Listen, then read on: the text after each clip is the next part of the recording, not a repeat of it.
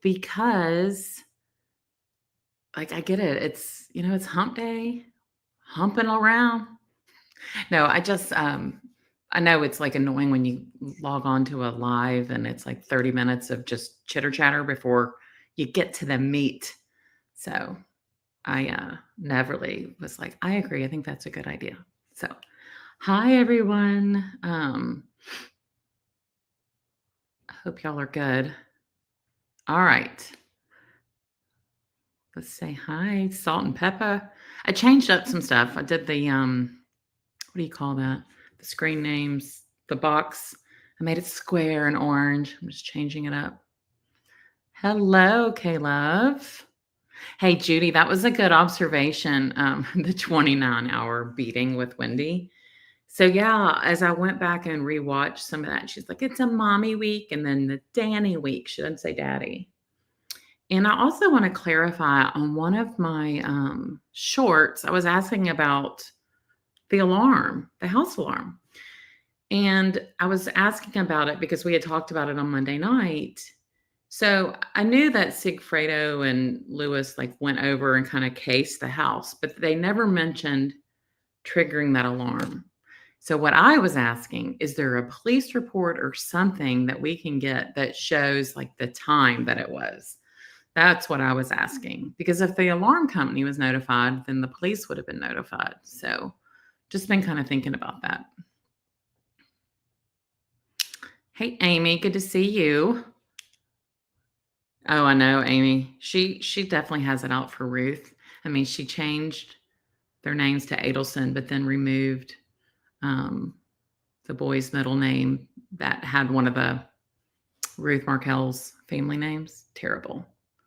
Hey, Spacey Dove. Good to see you. So happy you're here. The old gang. Yeah. Yeah, she's evil. Evil. And I've been thinking about it. I was texting Neverly earlier, and my whole goal is really to show the effects of this tragedy. Obviously, the Markel boys. Sorry, something's in my eye. But also just everybody. So I'm going to be sharing like some interviews and things. What I've found is that a lot of people are just not really wanting to talk. They want to be anonymous, which is interesting. I get it. But just the effects on everybody, long-term effects, the effects on the boys, the effects on the neighbors that live near them. I mean, one lady moved. So I'm going to be sharing that in the coming days. So glad y'all are all here. I appreciate the likes. Thank you. And if you will subscribe, that'd be awesome. There's no cost or anything. Hello, Cecilia. Good to see you. Oh, yeah, her baby talk. She's done that her whole life, and it worked, but it's a little different now. Hey, Rebecca. Hump day. If you know, you know. Yeah.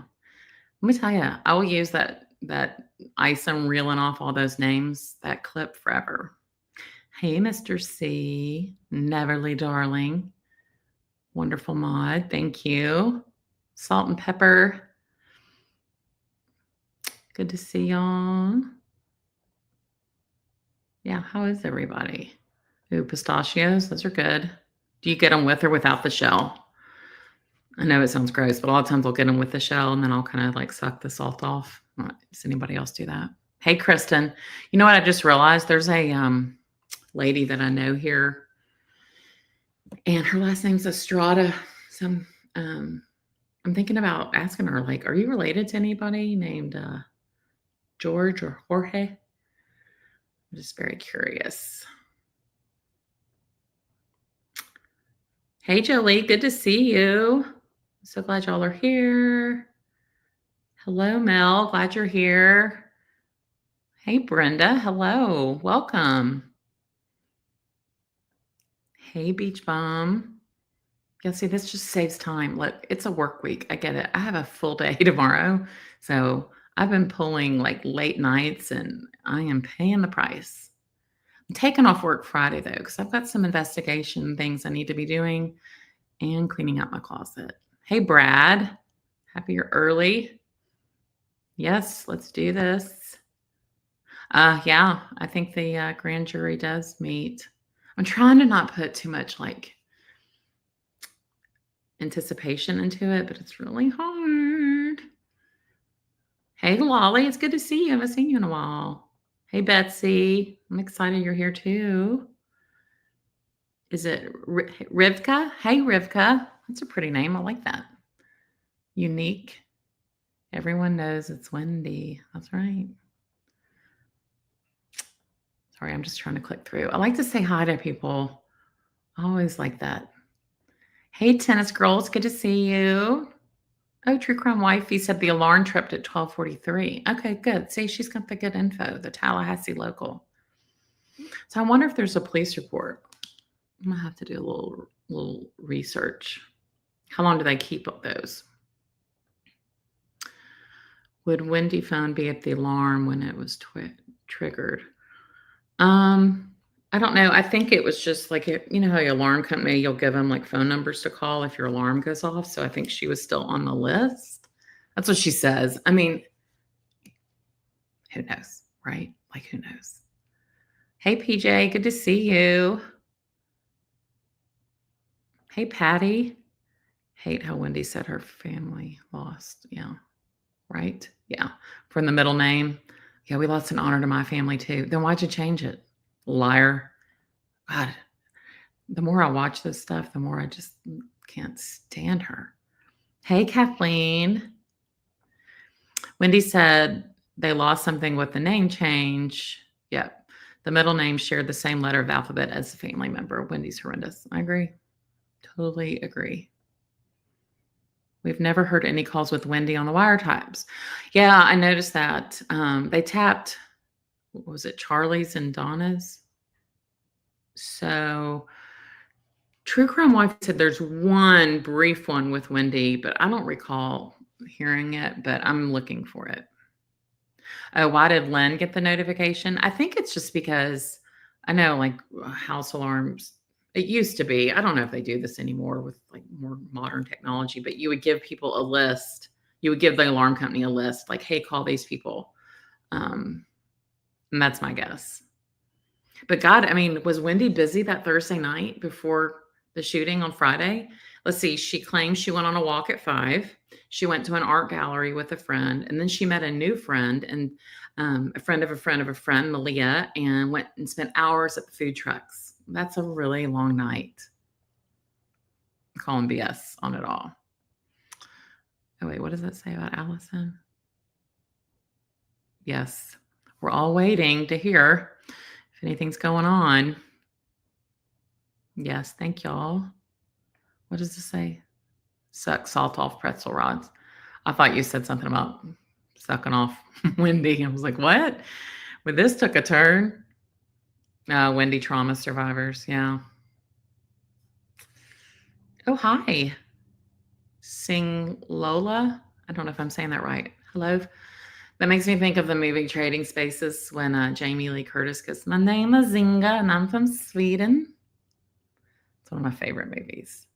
Oh, Estrada's a common name. Is it kind of like Smith or something? Nice. Lucky. Pistachios are expensive. Hey, Creative Minds. Good to see you. And Eric. Holly. Oh, Brenda, I'm glad you like my shorts. Thank you. Y'all, I'll just like friggin' just like be laying there like in bed and making a clip. I just start laughing.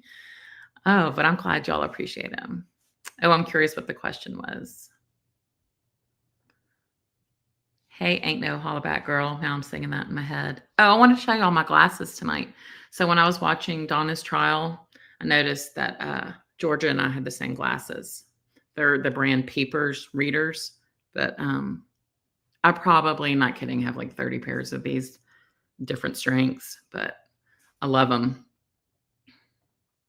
Hey, Northern Soul Girl. Good to see you. See, I'm going to be able to start right at 7:15.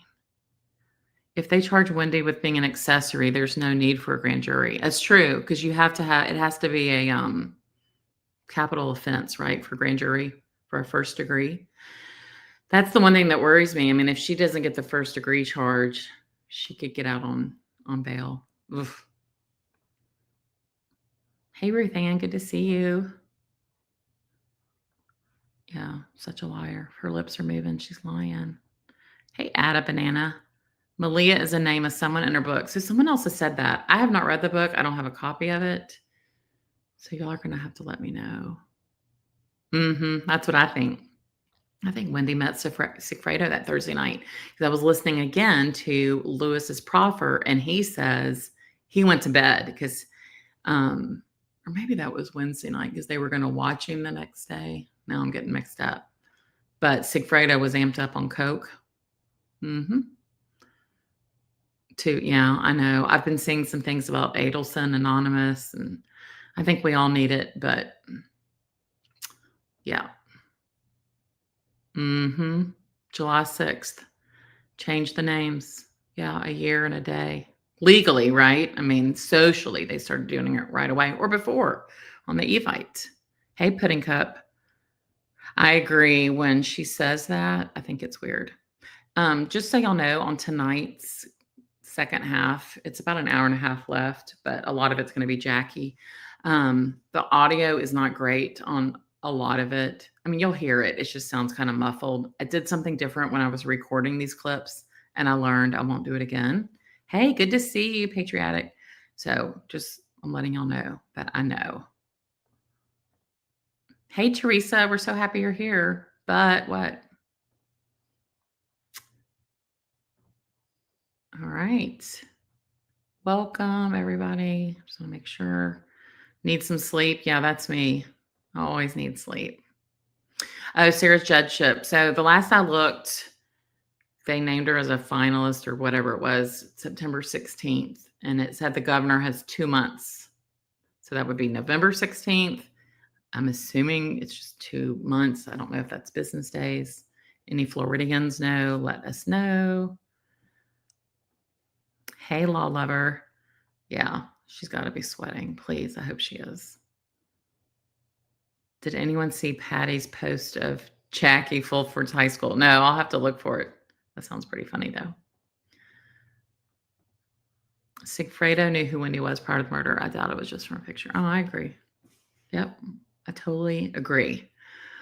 All right, I am going to get started. So I've got us like almost to where we left off, maybe like 10 or 20 seconds back. So let's get going. As soon as I figure out my freaking there.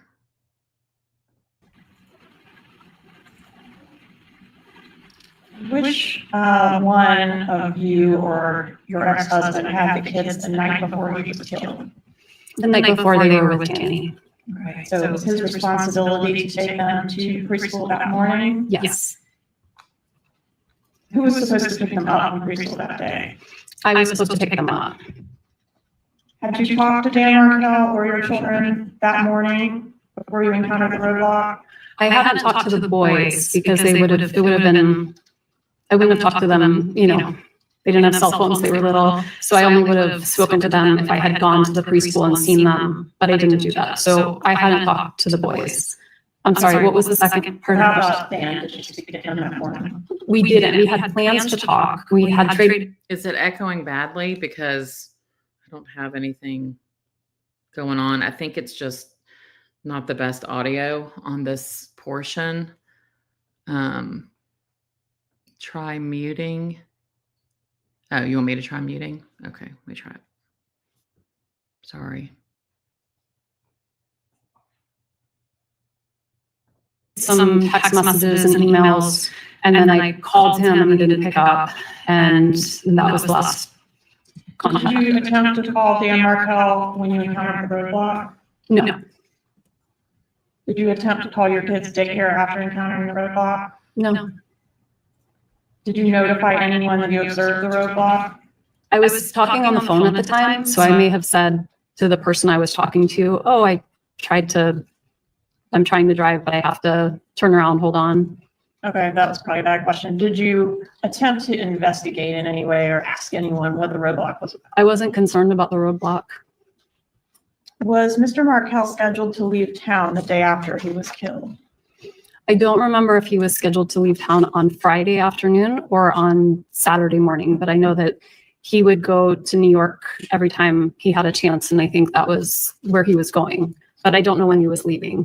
Okay, if you'll take a look at, not the binder we've been using, but the other binder, should have your law enforcement interview in the front. Okay. And I would just ask you to review page 159, lines 10 and 11.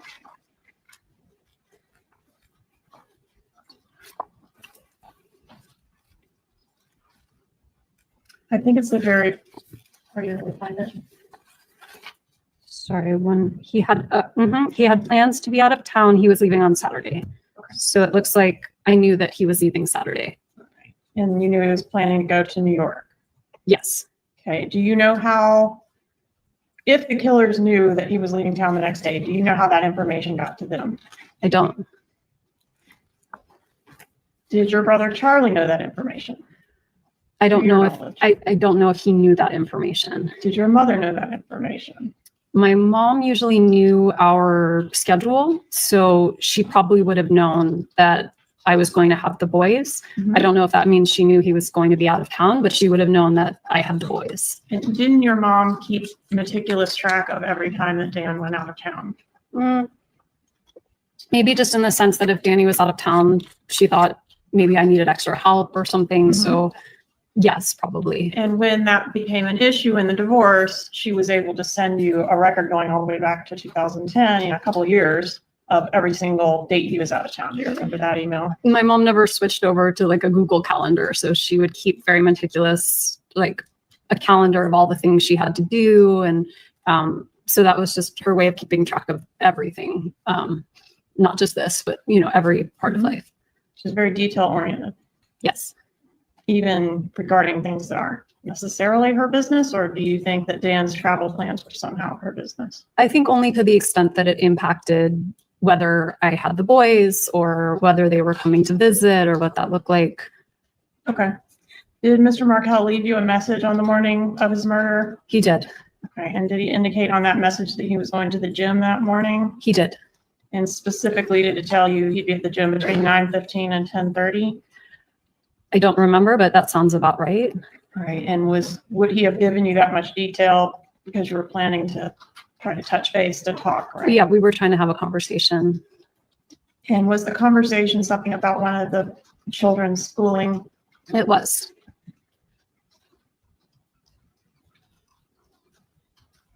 Did you talk to your brother Charlie on the morning of the murder? I did. And does an 18-minute conversation at 9:30 a.m. that day sound correct? It does. Do you remember the nature of that conversation? I do. I didn't purchase the TV, so I didn't know how much the TV cost. And so I called him to find out if it made more sense to get the TV repaired or buy a new TV because I didn't know what the delta was there. Okay. Can you tell the jury one way or the other for sure whether you mentioned Dan Markel's travel plans? God, when she says that, I didn't know what the delta was. Did y'all all just want to like vomit a little? I did.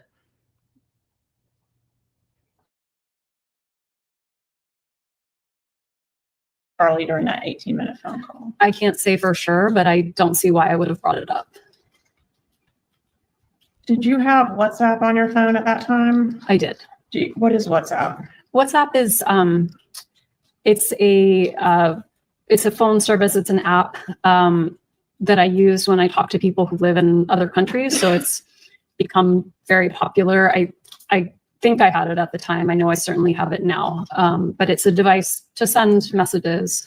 During the time frame that we're talking about, which is around the time of the murder, did you communicate with any of your family members through WhatsApp? I don't remember using WhatsApp unless they were traveling internationally because it's a way of making free calls or free texts when at that time, making long distance calls on a regular phone would have been very expensive. Did you ever communicate with Catherine McBanama through WhatsApp? I don't remember ever texting her on any platform. Did you have any other encrypted platforms on your phone at that time? At that time, I don't think so. I don't know what existed at that time. Okay. So after you turned around and did not proceed down Trescott, you went, I think, to the liquor store. Can you tell us about that? Sure. I was invited to stock the bar party for that night for a friend's daughter. And so they asked for a specific type of bourbon. I'm not a bourbon drinker. So I went to the liquor store and I showed them the invitation, which was shaped like the kind of bourbon they wanted us to buy, and asked if they had that. And they did, and I bought it. All right. And that type of bourbon was Bullet bourbon. That's right. And do you recall the time of that purchase? I don't, but I see a receipt here at 12:49. And does that fit with your memory? You left the house around, I think you said afternoon, proceeded to the scene, encountered the tape, and then went to the liquor store, right?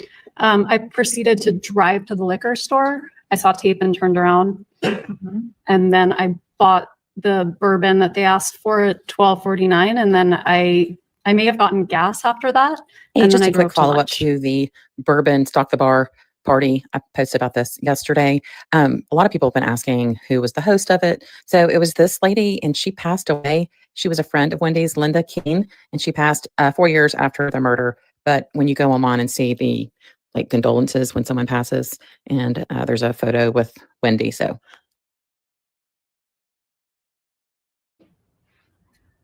Okay, I want to talk about this real quick. So it's not echoing when I pause, right? I hope so. Had y'all seen this, that lady had passed away, Linda Keene? So I asked somebody that lives in Tallahassee, how did she die? Because there was a report in the paper, woman found dead. I think she was in her 60s. But what I heard is that they thought it was either a possible overdose or a possible unaliving. I don't know if that's really what happened, but I could not find anything else. But this is the condolence book from when that lady died. So there's Wendi on the right.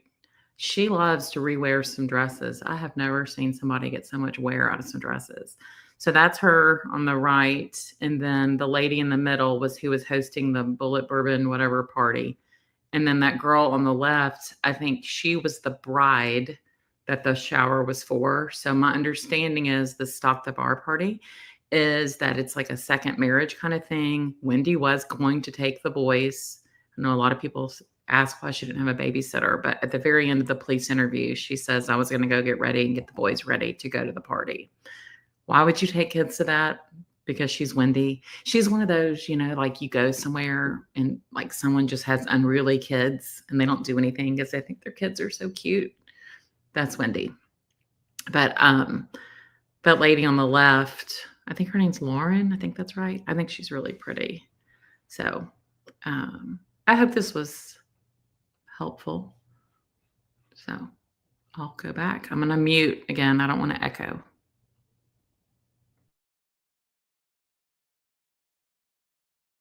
they really were friends. And then I drove to lunch. And lunch was where law enforcement came in and encountered you. That's right. Okay, and that was where you were having lunch with a couple of friends. That's right. Being here, I was sitting in this room by myself, losing my mind. I was at lunch with Janine and Ritu. I don't know if you know them, friends of mine, and these officers walk in, and we just finished. I ate a lunch, I had a whole delicious lunch, and they're like, "Are you Wendi? We need to speak with you." And I was like, "Oh my God." Did you relocate to South Florida after Mr. Markel's death? In terms of relocation, I did leave Tallahassee after the funeral, but I took a weekender for both the boys and me and thought I would be back pretty quickly. Did you come back? I did come back a few times, but Just to get things though, right? not really to get things. I came back a couple of times to give a talk or to do some work, but Okay. or But to what I'm interested in is where were you living after the murder? I wasn't living in Tallahassee. All right. Did you recall on the trip to South Florida, just within 48 hours of the shooting, getting a call from Craig Isom? Yes. Okay. And what happened with that call? I talked to him for a while. He mentioned that he might want to have DNA samples of the kids.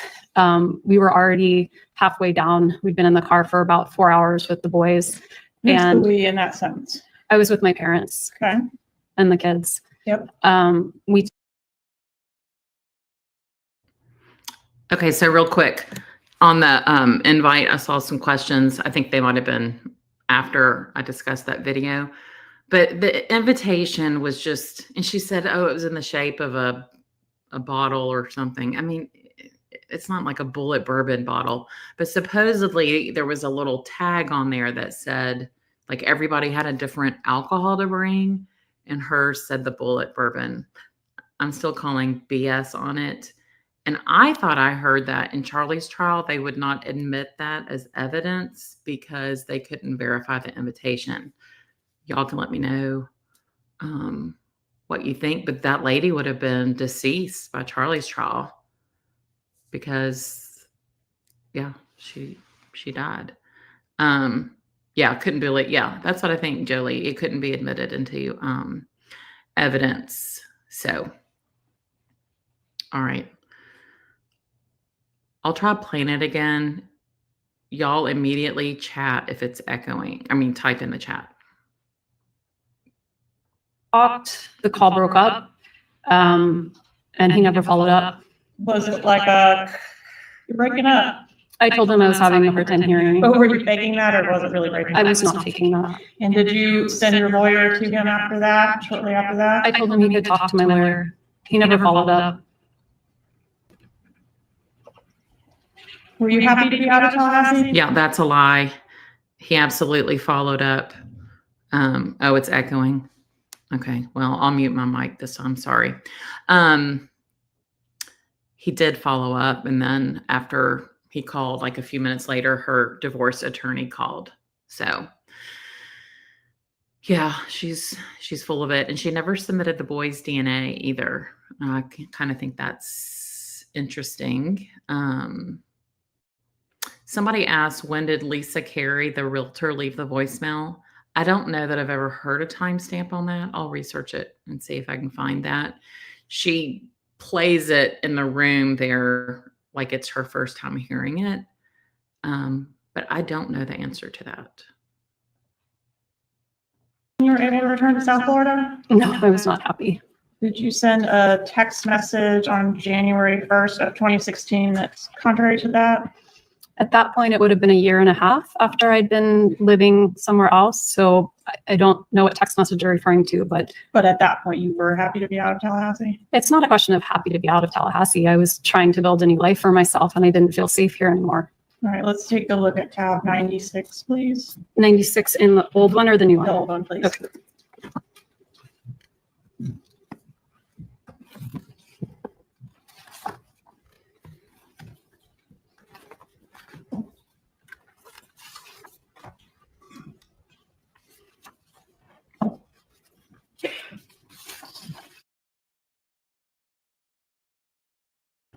Okay, thank you. Add a banana. You're saying exactly what my theory is. I don't even want to say it out loud, but I think there is a reason why there's no DNA given. And I do suspect this is a theory. Is that some of the holdup? I don't know. But there's a lot of people that have been kind of saying this.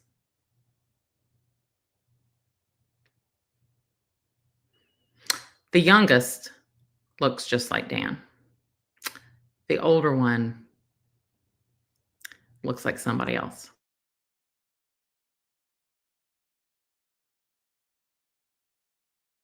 Okay, I see it, but it says unknown, so I don't know who I'm talking to. That's not the question. The question is, did you say, so happy I don't live there? And the person says, I bet it's a shithole. Remember that? I don't remember this, no, but I do see that I said it. I don't know who I'm talking to here, and Would it surprise you to learn you were speaking to your brother, Charlie Adelson? I don't know if it would surprise me. So, no. Okay, Judge, may we approach it this time?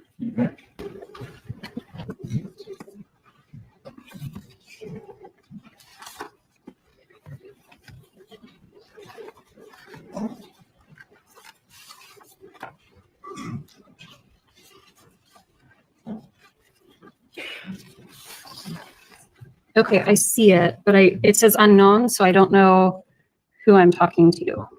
That's not the question. The question is, did you say, so happy I don't live there?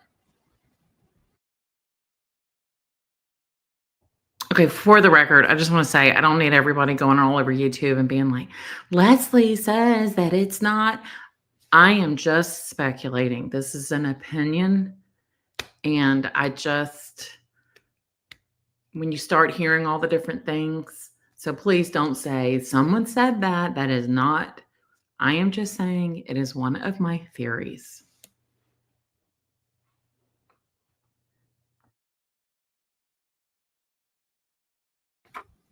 And the person says, I bet it's a shithole. Remember that? I don't remember this, no, but I do see that I said it. I don't know who I'm talking to here, and Would it surprise you to learn you were speaking to your brother, Charlie Adelson? I don't know if it would surprise me. So, no. Okay, Judge, may we approach it this time?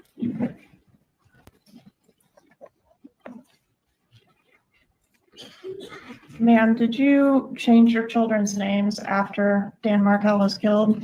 About a year after I did. In what way did you change their names? I changed their last name and I changed my older son's middle name. For Donna. His death was not enough. Donnie had to be fully erased from his beloved sons. The boy's last name was ever changed, an extraordinary decision to excise the Markel name from Phil's only grandsons who shared his last name. Okay. And you changed their last name from Markel to what? To mine. Adelson. Mm-hmm.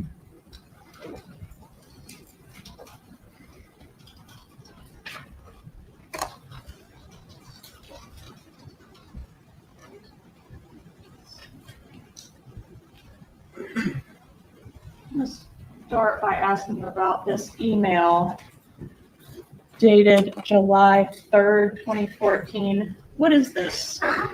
This is the, it looks like an electronic invitation for my dad's 70th birthday. An evite, right? Yes. And who sent the invitation to you? Well, it looks like it's through the postmark. I mean, who sent the party invitations out? I don't remember if I helped with the evite or if my mom did it. So I don't know if I sent it to myself or if it's from my mom.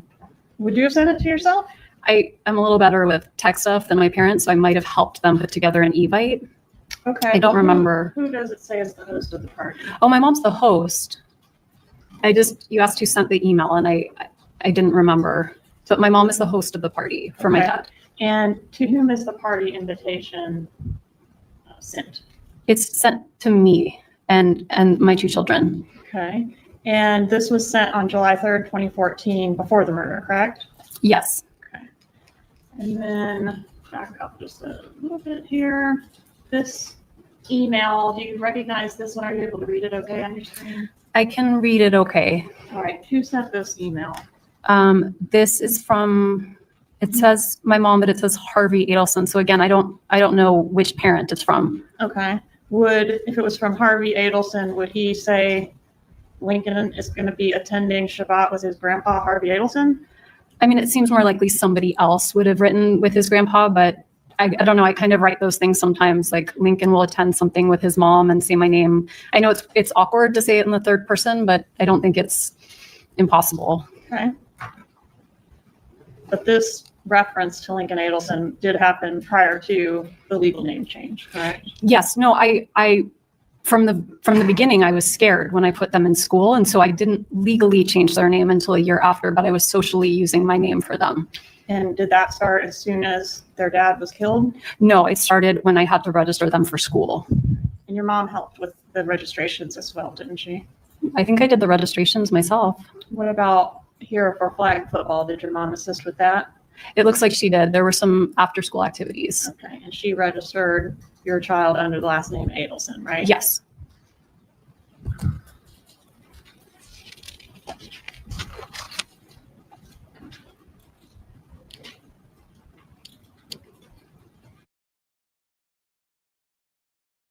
Somebody's asking who the lady is in pink. So what I have heard from other people is that she was an Olympic gymnast and she's a Tallahassee resident. But I agree. She just always looks like a movie star. She has incredible fashion sense. unlike Wendi.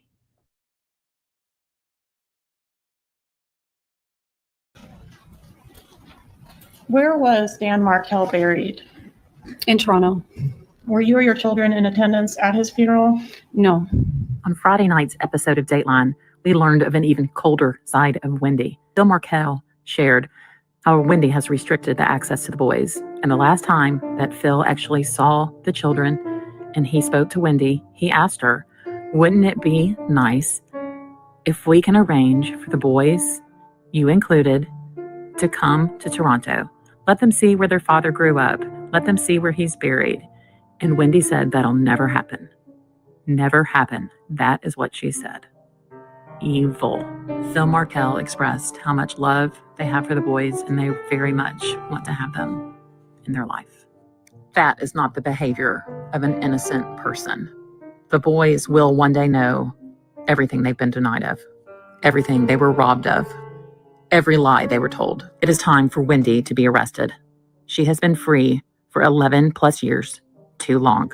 Justice for No. Dan Markel.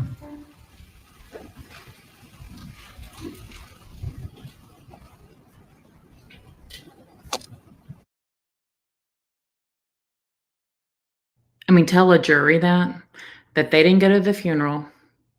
I mean, they went to the Tallahassee Memorial, but not the one in Canada. She's never taken the boys there ever to see their father's grave, and then tells Phil that'll never happen. That is like all you kind of need to know. To me, that's pretty evil. Not pretty evil. It is evil. It's haunting.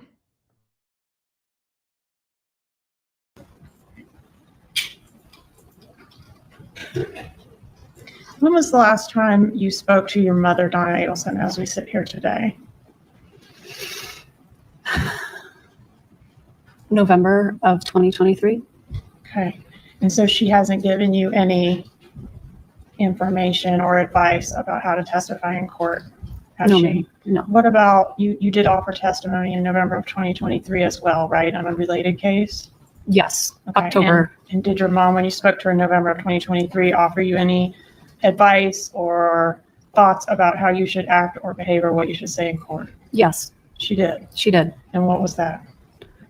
I can't tell you I remember exactly, but she was hoping I would be supportive of my brother. Okay. And do you know what her thoughts were afterwards? I do. Okay. And what were they? She was devastated. She didn't feel you were supportive. No. When the verdict was announced between Donna and Wendi. Yes. Okay. Can we see that message? Or maybe this, okay. She says there's a verdict. This is on November 6, 2023. Is that correct? That's correct. Was a verdict delivered, meaning read out loud by the clerk or by the judge, sometime between 5 p.m. and 5:15 p.m. on that day, November 6th? Yes. Okay. When does Wendi send her next message? At 5:27 p.m. So this would have been after the verdict was rendered. Yes. All right. And she says, I love you very much. Call if you feel like you can. Is that right? Yes. And how does Donna Adelson respond? Can you read that message? Your brother protected you for years. Now you are not guilty. Your lawyer took very good care of you. You can bury me in the dress that I bought for Lincoln's bar mitzvah. And was that sent at 5:31 p.m. on November 6th? It was, yes. So about 15 to 20 minutes after the verdict? Yes. On the couch right there. I was sitting here, and she didn't say, look, Mom, this is a horrible time for all of us. Charlie's on trial for his life. We're all aggravated. But if this is just sat there, and she said, listen, you're suicidal. I'm going to take her at you. So I said, I'm not suicidal. I'm fine. I'll see the boys tomorrow night. Yeah, he's doing Sunday night. She's young. Now, Okay. And do you know what her thoughts were afterwards? I do. Okay. And what were they? I don't know how to get in touch with her. So I said, let me ask George.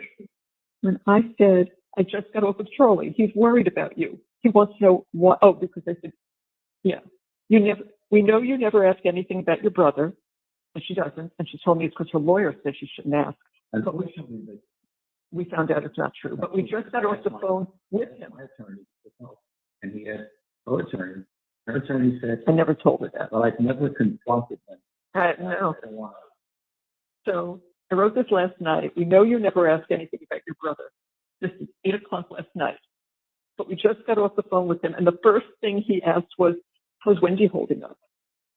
I didn't have the heart to tell him that you never called us or asked about him. I just said, we weren't up to phone calls right now. Everyone looks to protect you. I bet you've got a lot to think about. Dear Mom, I know you are upset by the verdict, but the anger directed at me is not justified. I don't know how much anger. We don't. I'm not responsible in any way for Charlie's situation. I am not guilty because I did not do anything wrong, and I was not involved in any way with Danny's death. When I was interviewed by the police and testified in court, I told the truth as I was required to do. I cannot control how the prosecutor used my statements at Charlie's trial. Again, I didn't say that. Also, as you know, my lawyer has advised me not to talk to my family or anyone else about this case. No, about the case, which is true. We've never done it. I followed his advice despite your disagreements with this guidance. Please do not text me about this case anymore. Not about the case, is it? Not what I said. About her brother, and that he wants, how are you, Wendi? How's my sister holding up? Were you in any way involved in the plot to kill your ex-husband? No.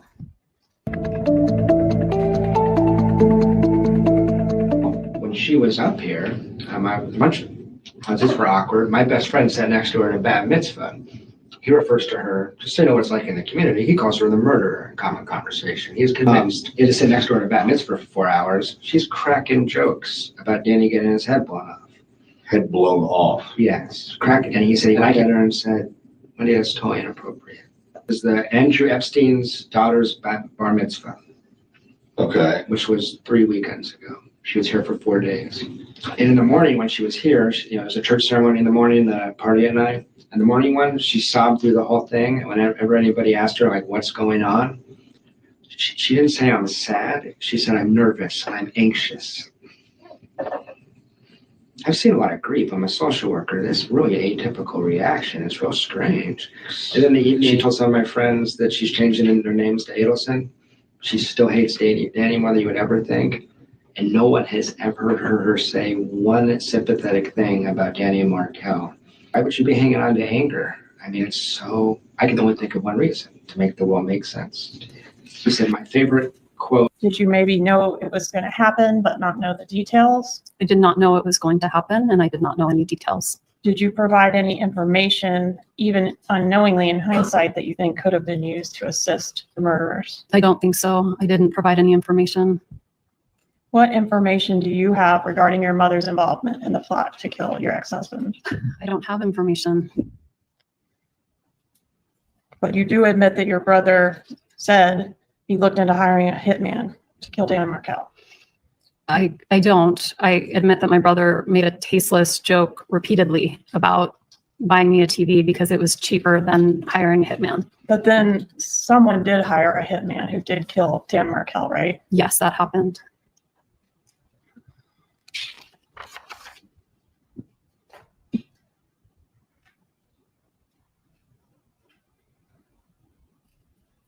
Was part of the plot to kill your ex for you to have plausible deniability or to know very little about it?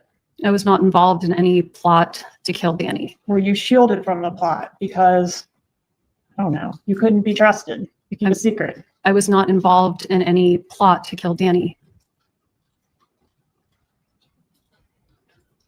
Why did you tell investigator Isom in your law enforcement interview that you were worried the police, or you were worried, I guess, in the police car on the way to be interviewed, that you might be considered a suspect? Because I couldn't think of anything bad going on in his life other than the divorce. And frequently that. Okay, all right. Let me go get the form for the phone. Do I need to be read my Miranda rights or something if you're gonna look at my phone? I can read you Miranda if you want to hear I don't that. know, I'm just trying to make sure. I have no reason at this point to suspect you in this incident. Okay? I couldn't tell from the way you were talking to me in the car if I was a suspect. Well, no, and the reason was I didn't want to get into everything until we got up here. Is he still in the hospital? He's at the hospital, yes. Yes. And he's alone. Yes. And nobody knows he's there. Well, you know now, and while I'm going to get this phone taken care of, I'm gonna have a victim advocate come in here, and hopefully you can supply her with his parents. Oh my God. I'm assuming his parents would be his next of kin. Divorce. He's a And sister. frequently the ex-wife is a suspect. Were you treated as a suspect? I was not. But you mentioned 9 times in your law enforcement interview being a suspect, didn't you? I did, yes. When you were approached at the restaurant, you weren't yet told that this was a shooting, were you? I was not. You were only told something happened with your ex-husband. I don't even know if I was told that. I was very scared something happened to my kids, and that's why law enforcement was there, and they wouldn't tell me what was going on. But they did reassure you that the kids were fine. You They remember told me that? that law enforcement officers were with the children, which terrified me because I didn't know why my children would need law enforcement officers. So you didn't know what this was about at all when you were in the police car? In the car, they told me. Okay, in the car, they told you what? They said, your ex-husband has been shot. Okay. So that, you learned that information prior to getting into the interview room? Yes. With you, I just listened to my voicemail. what'd you hear? I Who was just, your voicemail? it's from Lisa Carey, who is my real estate agent, or who I had gone with to find a house. She just said she was driving around town and she heard there was a shooting on Trescott. That's what this is about. I'm sorry you had to hear it that way. I'm sorry, I didn't know if I should, It's all right, just leave it there. Is it still on? it's right there. Do you want to just hit play again for me? Sure.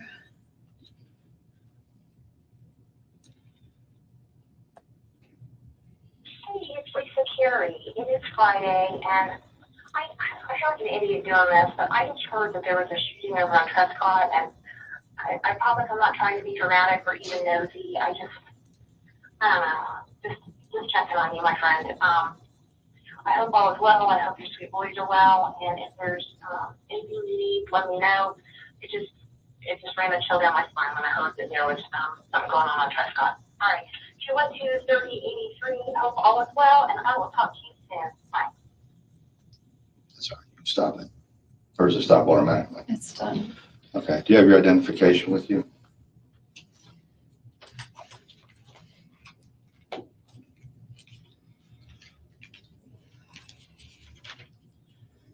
So you never took the last name of Markel?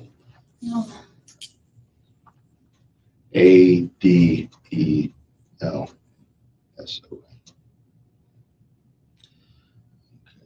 Wendi with an I.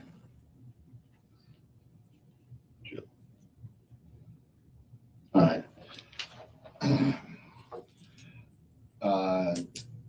There was a shooting at your home, or your ex-husband's home at 2116 Trescott. Okay. Your ex-husband, excuse me, Daniel, all right, has been taken to the hospital. He's not going to survive. Oh my God. Okay.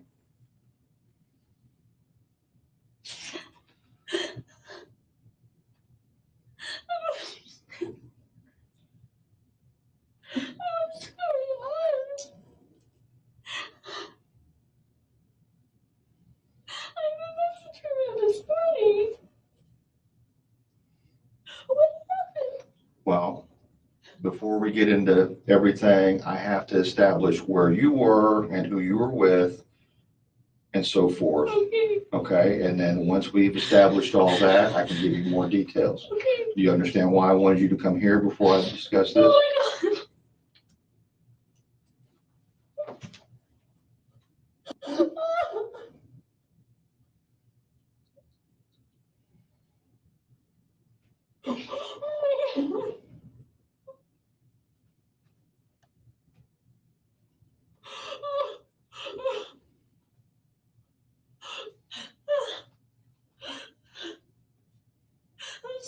That's okay. No, you have nothing to be sorry about. I just don't understand. How did this happen?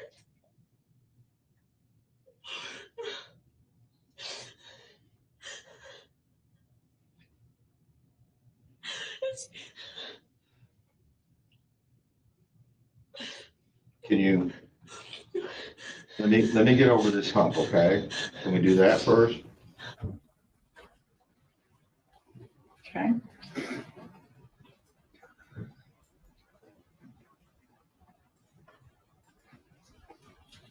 Do you remember allowing law enforcement to take possession of your computer in that interview? I told law enforcement to search my phone, search my computer, search my house, search my car. I was trying to be helpful. Do you remember saying that it was okay for them to take the computer and keep it even though you had work things on there because you didn't think you would be going back to work? I remember thinking it wasn't important. I couldn't imagine my life fell apart. So But you didn't go back to work, did you, at FSU? I did actually go back, not physically present, but I was still on the FSU payroll until December of that year. Okay. In that interview with law enforcement, did you suggest that your parents are people who may have been angry enough to kill Dan Markel?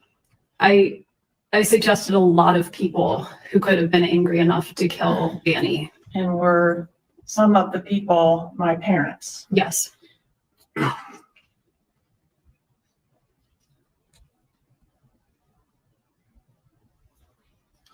But you said in the interview that you didn't think they were capable of it, didn't you? I did. If your mom wasn't capable of it, did she have anyone that she could enlist to assist her? I don't know. What was your first thought when you were asked if anyone might have murdered Dan Markel for your benefit? I thought maybe a crazed friend or a former student. It's not what you said though, is it?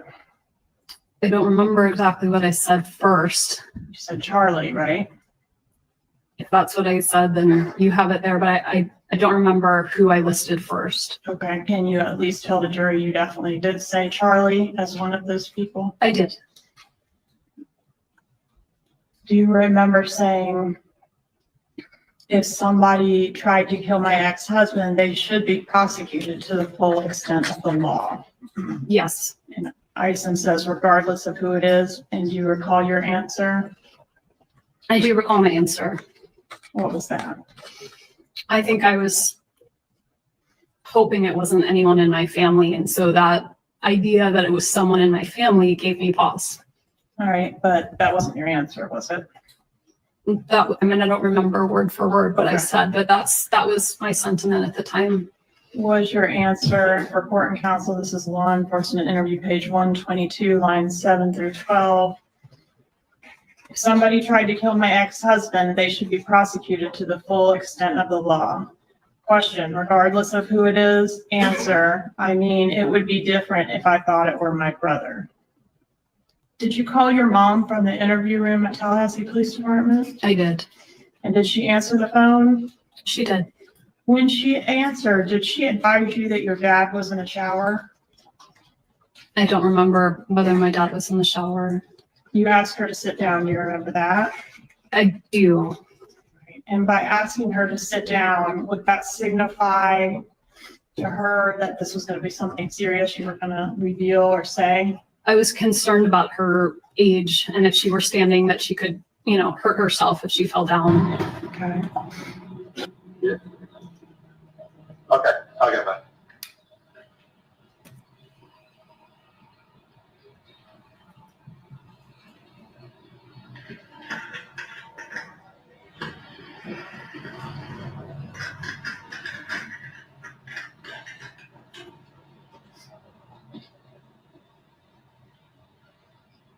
Excuse me, Mrs. Adelson? How you doing? Just want to give you this. Listen. No, you don't be scared. Listen, just want to let you know. And do you recall that she at that point asked if she could put you on speakerphone? I don't remember, but that sounds. I mean, y'all, how telling is that? when she says, "Oh, I was scared my mom would fall," and Donna's just like bouncing down those steps from the wherever that was. Was that the Icon? I can't even remember. But she's just bouncing down the steps, no handrail, anything. I mean, she's in her 60s. She's not that old. It was a code for something. And I agree. I think it was Jill that said that you don't think Wendi thought she was going to be taken in so soon. I agree. I don't think she ever thought they were going to find her at Mosaic and take her in. I really don't. I think she was very taken off guard there. So that's my opinion. But I hope y'all are enjoying the edits. It's plausible. What was the purpose of putting the phone on speaker, if you know? I would be guessing, but so my dad could hear too. Wasn't Dad in the shower, or you don't remember that part? I don't remember if my dad was in the shower. Was anyone else there to your knowledge? I don't think so. Was Charlie there to your knowledge? I don't think so. Did you ask your mom in that telephone conversation to tell Charlie what was going on? I think I did. So it is my belief, and I know a lot of people disagree. I think Charlie was there. It was after 7:00 at night when she called.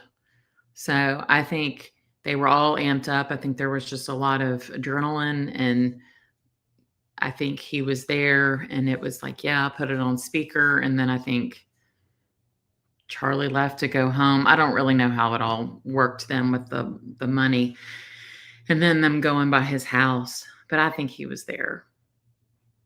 I do. Want to make any more phone calls. And your mom took the news pretty well, didn't she, this phone call? I wouldn't say she took the news well. I think she was upset. Did you say something different in your law enforcement interview after you got off the phone with her? I don't think I did. I don't think I said something like that. Didn't you say, page 265, line 5 through 6, quote, "My mom handled that pretty well"? I may have said that. I can check it. Can you tell me the... My mom handled that pretty well. Could you hear her? Yeah. My mom handled that pretty well. I may have said that. I can check it. Can you tell me the line again? Yes. Okay, we're about to get to Jackie, but I love that look. Donna just shot her like, you bitch. Like, I can't believe you said that. Did y'all catch that? And page 265, line 5 and 6.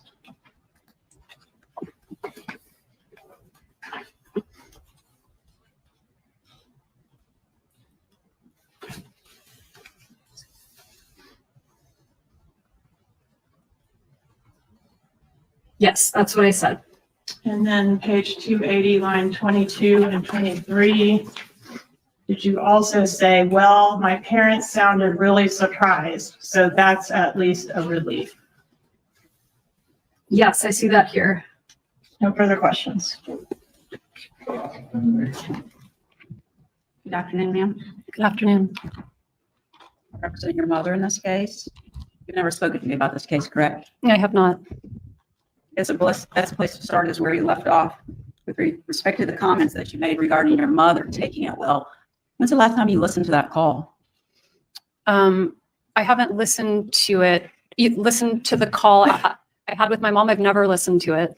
Well, from the interview room, you've never listened to your interview? I have read the transcript of my interview, but I never listened to my interview. You don't recall the shock in your mother's voice when you told her what had happened? I do think she was shocked. You could hear that over the phone, correct? Yes.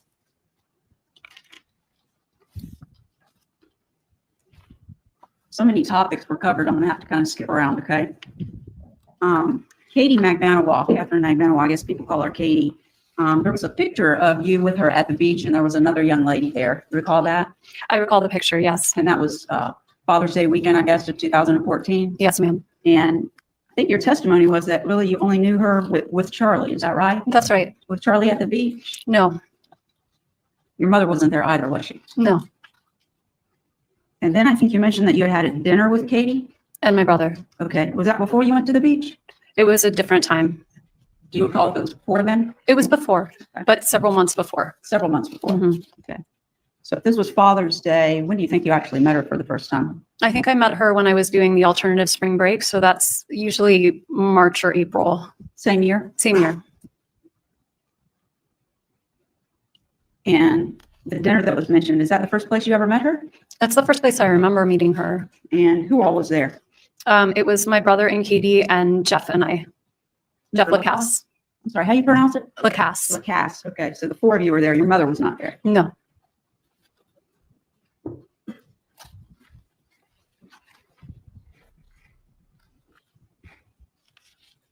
I want you to, it's been 11 years, so a lot I'm sure has happened to you in the past 11 years. Is that fair to say? Yes. And your memory may not be as good as it was of things that happened back then, now that 11 years has passed. Is that fair to say? Yes. Okay. As best you can, I want you to take yourself out of the year 2025 and go back to the years somewhere like 2010 through 2014 when Mr. Markel was murdered, okay? Okay. In that time frame are going to be most of the questions that I ask you. Okay.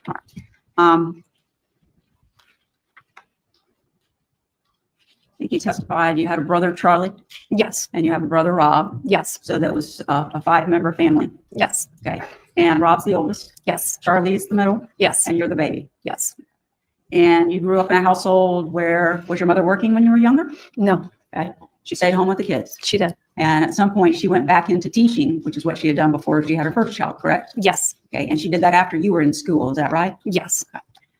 And then, you all went to school, grade school, high school, you grew up, right? Yes. Each one of you went off to college. Yes. Each one of you got a postgraduate degree. Yes. So you're an attorney. Yes. Charlie became a periodontist. Yes. Which is someone who does surgery related to dentistry, correct? Yes. And then Rob's a doctor as well. Yes. And throughout the time that you all were going to college, your parents helped support you, Yes. every one of you. Yes. And you had a good childhood. I did. And your mom took good care of you all. Yes. She treated you well. Yes. Very kind, Yes. very loving, Yes. very caring towards her family and others. Yes. When y'all were hearing this, didn't you think Donna wrote this for Jackie? I do. I mean, it's just like, oh, tell her this and this. Just like, oh yeah, you went ziplining in Costa Rica pregnant. It's just like Donna wrote it all. Like, yeah, tell Wendi this, because she hasn't been able to talk to Wendi in years.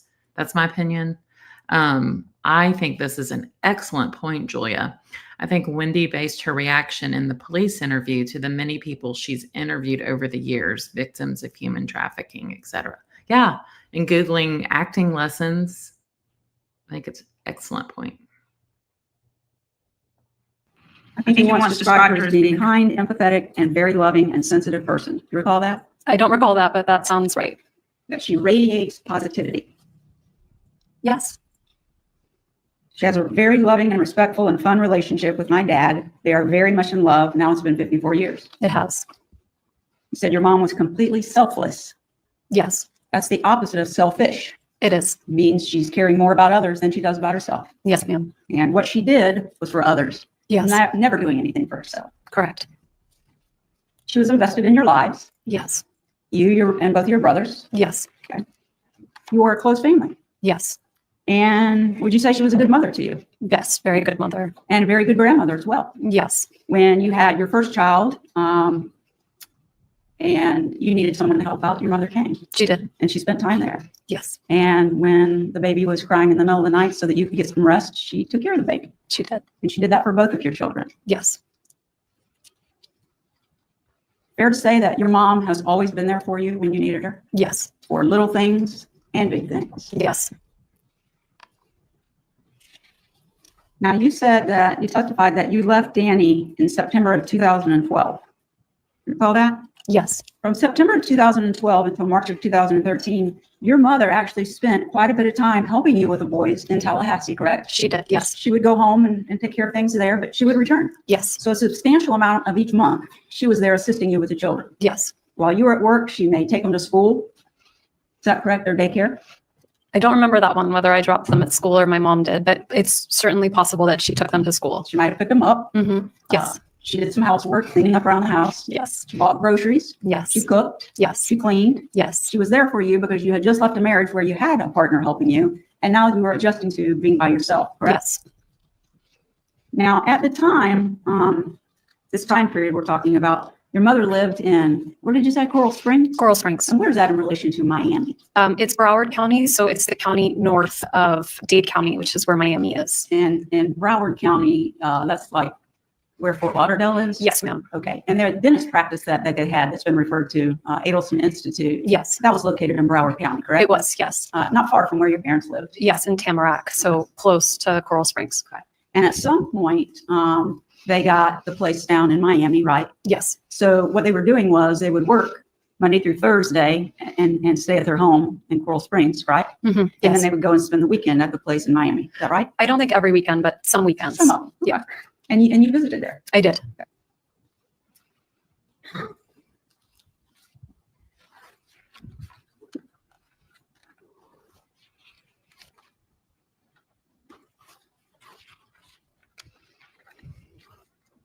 Now, when your mother would come up to assist you or just visit with you and the children and Danny, did she drive typically or fly? I think sometimes drive, sometimes fly. Okay. And that's Most of the time drive, I think. most of the time drive. And that's almost an 8-hour trip, correct? It is, yes.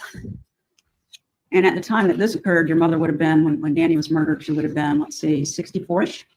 That sounds right. She's 75 now. Is that yes? Yes, And sometimes she would rent cars, is that right? yes, As opposed to driving her vehicle. yes, Your father came sometimes as well to help out? yes. I'm going to talk about Mr. Markel for a few minutes. I think you said you met online, We did. but you were attracted to him. Yes, He was a handsome young man. yes. You're a beautiful young woman. Thank you. And you got married. We did, yes. And there were times, I mean, we've heard about the divorce, but before the divorce, there were times where you had a happy marriage Yes, and you all enjoyed spending time together, yes, the two of you together and with your children, yes, and even your parents who would come up and spend time with you. yes, And your parents actually took you and Danny on vacations, right? yes. There was one trip where they took you out of the country and you went ziplining. Do you remember that? Yes, we went to Costa Rica. And after the ziplining is when you told them that you were pregnant, correct? I went ziplining pregnant, yes. You would agree with me that Danny, I'm saying Danny because that's what people call him. I'm not trying to be disrespectful of him. He's No, I called him Danny. okay. You would agree that he was very intelligent. Yes, very. He had 2 degrees from Harvard, correct? Yes, Undergraduate and law school. yes, ma'am. He did a lot of writing. Yes, And at the time that he was murdered, he was a tenured professor at the College of Law here at FSU, correct? yes, And becoming tenured is not like an automatic thing. You have to work towards that, right? yes, It takes a lot of time, it does. a lot of effort. Mhm. You put in a lot of work to gain that status. Yes, And he traveled to go and speak at different places, right? yes, And he was well respected by his colleagues. yes, very. And after he had children, those became the love of his life, didn't they? Yes, And even after you separated, I think you would agree with me that Danny made a great deal of effort to get as much time with his children as he could. Is that fair? yes, absolutely. Even when it was your time to have the children, he would go to their preschool and visit with them there. Yes, He wanted to talk to them on the phone when he didn't have them, yes, and he wanted to Skype with them, yes, correct? Okay. And that, I'm sorry, I'm old, but that involved like a computer where you can see each other while you're talking. Is that right? I think now it's something you could do on the phone, but back then you needed a computer. And you assisted with that, I did. not necessarily the schedule he wanted. I'm sorry? You didn't necessarily keep the schedule that Danny wanted for Skyping, right? I did try. You tried, Yes, but that was one of the things you two bickered about. it was. And during the time that you were with Danny, your mother was always kind to him, wasn't she? She was. Before you got married to him, Yes, while you were married to him, yes, while you were separated, yes, and after the divorce. yes, And there's been a lot of testimony and a lot of pictures put up, lots of things highlighted about the ugly things that your mother said about Danny during the course of the separation, the divorce, and the follow-up litigation, right? yes, And you shared, as you've testified, some of the pleadings that were filed in your case. yes, And some of the pleadings weren't very attractive towards you, were they? No. They described things that were derogatory toward you. Is that fair? yes, And the communications that you had with Danny during the separation leading up to the divorce and some thereafter were pretty critical of you, weren't they? the communication on paper, which Right. was very different than the communication in person. Right. But the paperwork was critical. Yes, And you shared that with your mother. yes, And some of the things that he said to you in writing, whether they were communications or in the pleadings, upset you. yes, some of it was very upsetting to you. Yes. And you shared it with your mother, and then she became upset. Yes. And she said bad words. Yes. She called him a lot of bad names. Yes. She said ugly things about him. Yes. But not one single time did she ever suggest in writing or to you personally that Danny deserved to be harmed, did she? Never. Never said he needed to be killed. Never. Never suggested any harm to him in any way. Never. And those things that she said to you in the emails, the communications, I assume that you all thought were between yourselves, you never shared those with Danny, did you? No. And during the separation, well, during the time you're married, you have already established, but during the separation, if Danny needed help with the children, your mother assisted him, didn't she? He had called her and asked for help at various times, and she did. And after the divorce, the same thing, correct? He would call and ask for help, and she would help.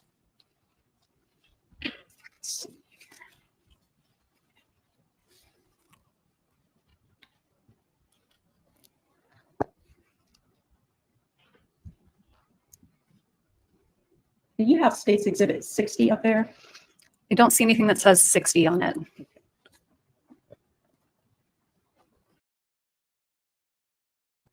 Yeah, it's not buffering. This was just some bad editing the way I recorded these clips on this half. I fix it toward the end, but it's not buffering. It's just it's a bad job. You know, I'm a newbie. I'm learning. Sorry about it.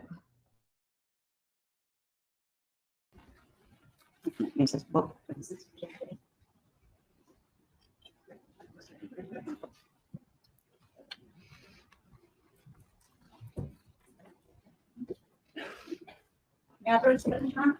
I'm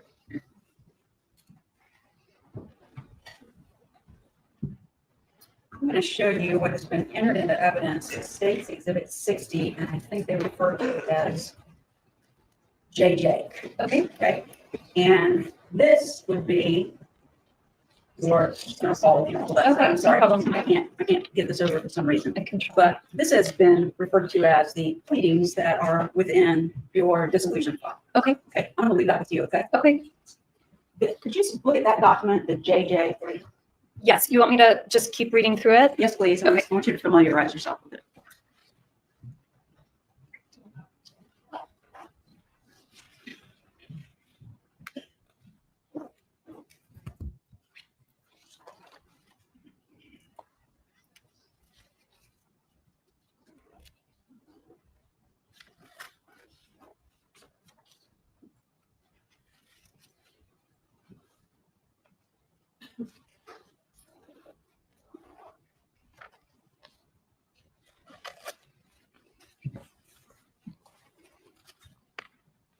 I'm still reading through it. Should I continue to I read just the? want, you don't need to read every word. If you would just familiarize yourself so that you can recall the substance of that plea. Okay.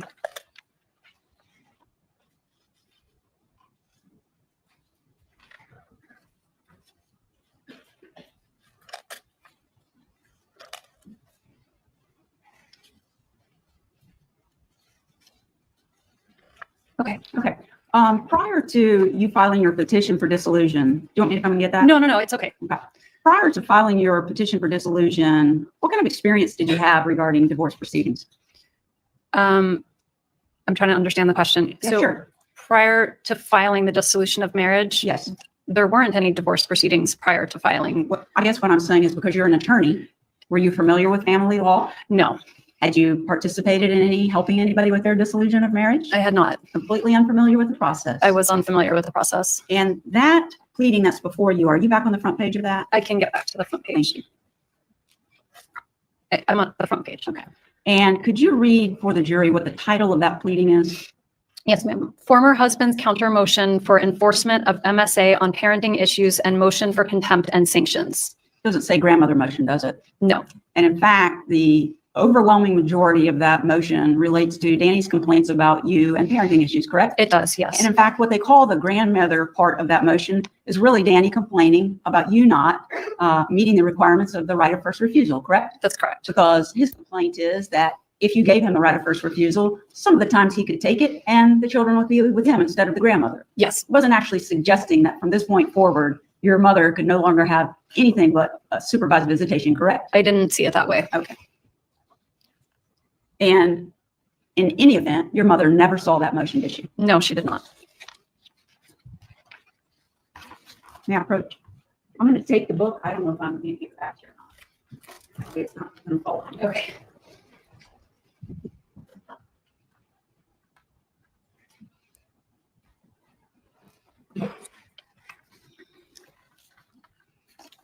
Now, the state has referred to this bribe. You heard him talk about that, correct? I believe so. They suggested, because I think there are emails that we discussed this, about potentially offering Danny $1 million. Yes. And your understanding of what was trying to take place there, because you actually put that in writing, was it wasn't to take the children away from Danny, was it? No. It was in hopes that he would relocate to Miami as well, correct? Yes. And that although you would live separate lives, you could raise your children together, correct? Yes. Because there were more opportunities for him, Danny, to practice his Jewish faith in Miami than there is in Tallahassee, correct? Correct. They have kosher food in Miami. Yes. Lots of it. Yes. They don't have that in Tallahassee. No. And the $1 million offer was not to bribe him in what sounds like an illegal sense. It was an incentive for him to relocate himself to Miami, correct? Yes. That was my understanding. Yes. You lived there with him before, Yes. and he liked living there. Yes. He In liked fact- it very much. Okay, I'm sorry, I didn't mean to talk over you. No, that's okay. I was just saying he liked it very much. In fact, he tried to get a professorship at the University of Miami School of Law. He did. And if he had gotten that, the plan between you and he was to stay in Miami, correct? He would have. Yes. But he didn't get it. And so he had already been employed by FSU College of Law, right? Yes. And so you moved up here and finished law school, and you all remained in this area. Yes. So the $1 million would offset, as the state has mentioned, travel expenses if he moved there, correct? Right. He only taught 2 days a week, right? Yes. And so that would have given him the opportunity to live in Miami. But for the 2 days a week he needed to be in Tallahassee, he could take plane trips, right? Yes. And be here. Yes. And if you all had done that, he still could have enjoyed 50% parenting time with his children, right? That would have been the same. Yes. It wasn't to take him away from the kids. No.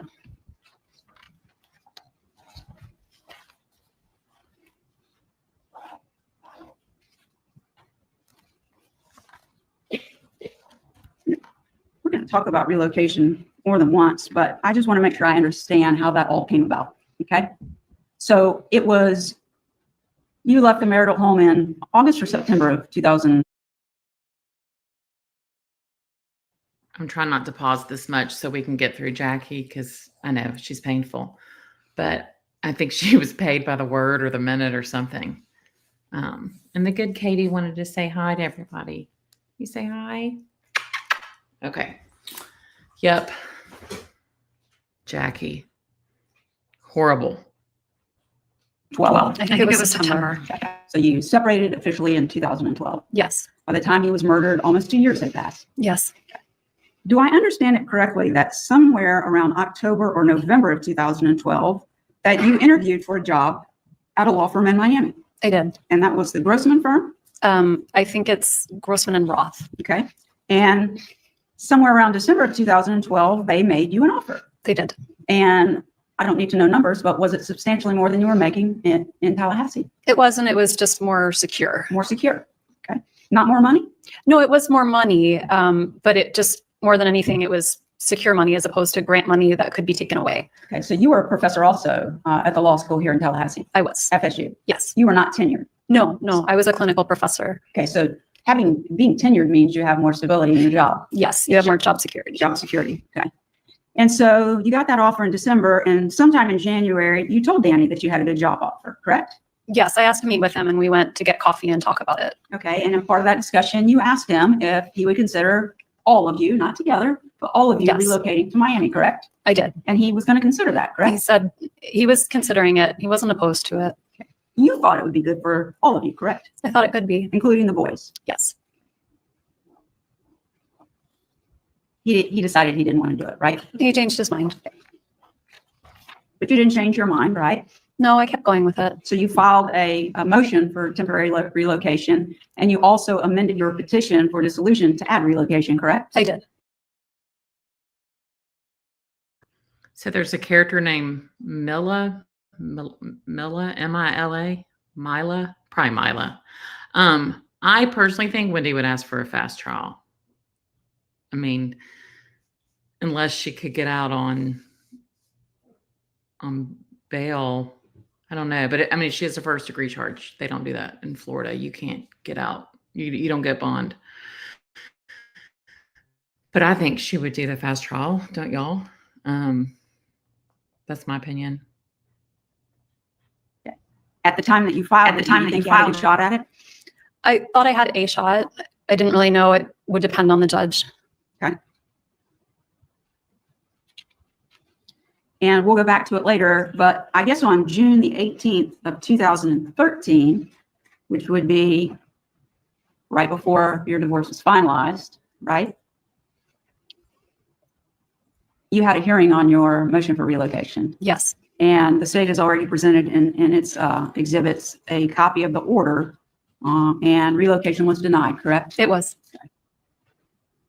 And after relocation was denied, you and Danny were able to work out some kind of temporary schedule for the summer. We were. Okay. And then you proceeded forward, and there's been discussion. There was a mediation that did not resolve your divorce, but within a few days thereafter, you did come to an agreement with Danny, correct? We did. You agreed to all of the issues in the dissolution of marriage, right? Yes. Including how you're going to share time with him. Yes. Was it ever your intention in the dissolution proceedings from the time that you moved out of your marital home that you would actually take the children's custody completely away from Danny so that he couldn't see them? No. Did you always want them to be a big part of his life? Of course. He loved them and they loved him. Yes. Ms. Wolford, you may continue with your cross-examination. Thank you. I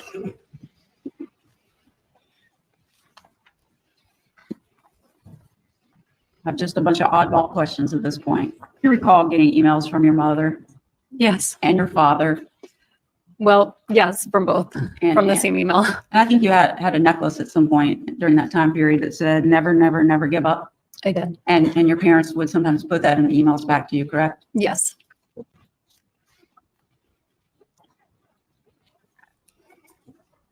You know, if you recall this, your parents, you had mentioned when they went out of the country, used the WhatsApp to communicate with them because it was free of charge. Yes. And you could call them free Yeah. of charge? Yes. And you could message with them free of charge? Both. Yes.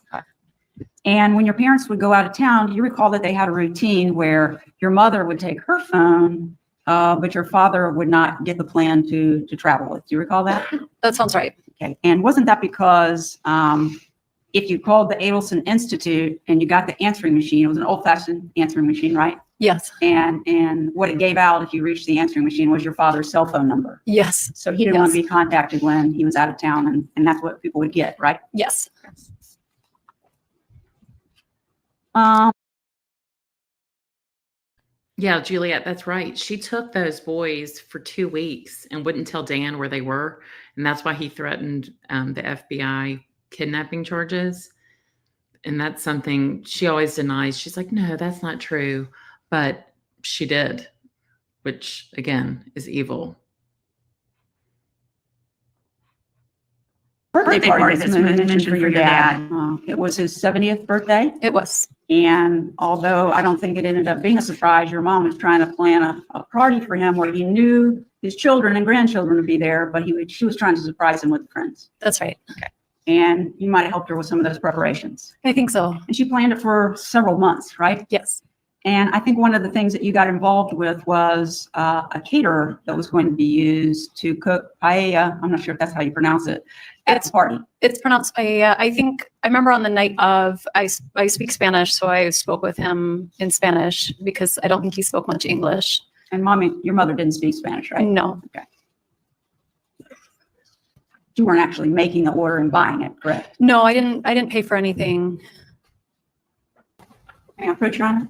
I'm sorry. It's still Adelson, correct? Yes. Okay. And George, do you really want to get sucked into all this? Are you going to go visit prison? Are you going to go visit Donna in prison? You know, Wendi, Jill, whoever, Jill, her mom was sentenced to life without parole yesterday, and her brother was sentenced to life without parole. They're both convicted felons of first-degree murder. And they threw the parents of Dan under the bus. Is this a family you want to be with? George, you better think about it. And Jill Estrada, we see you. Ms. Adelson, I'm going to approach and show you what's been marked just for identification purposes as 49J. and ask you to look at that and tell me if you've ever seen that before. I have seen this before. Okay, and that's an email that your father sent to you regarding the appointment that he had made for the TV to be repaired, correct? Correct. Okay. And on the front page, you can see where he's forwarding it to you, and it says, "Love, Dad," right? Yes. And then he tells you when the appointment's going to be, Friday the 18th between 8 and 12, right? Yes. And then when you flip, well, now stay on the first page. Do you see down almost 2/3 of the way down where it has the order information and the order creation date? Yes. And that date was what? The order creation date is July 11th, 2014. Okay. And on the next page, where the problem description is, it says that Harvey called in, stated that the 55-inch TV screen had some problems, right? Yes. Go to the next page. It repeats about the complaint that your father had about what was wrong with the TV, right? Yes. If you scroll down, there are some questions under date submitted, right? Yes. Whether the TV is wall mounted, Yes. what the size of the TV is. Yes. If it's mounted over 6 feet high. Yes. If, the height of the ceiling. Yes. Is it eligible for a loaner? Yes. Was it installed by the Geek Squad? Yes. Is the product that we're going to service in a place of business? So I'm saying yes, that I see these questions, but the answer to that question is no. Right. Okay. That's what I was going to point out. So your Okay. dad said no to that one, correct?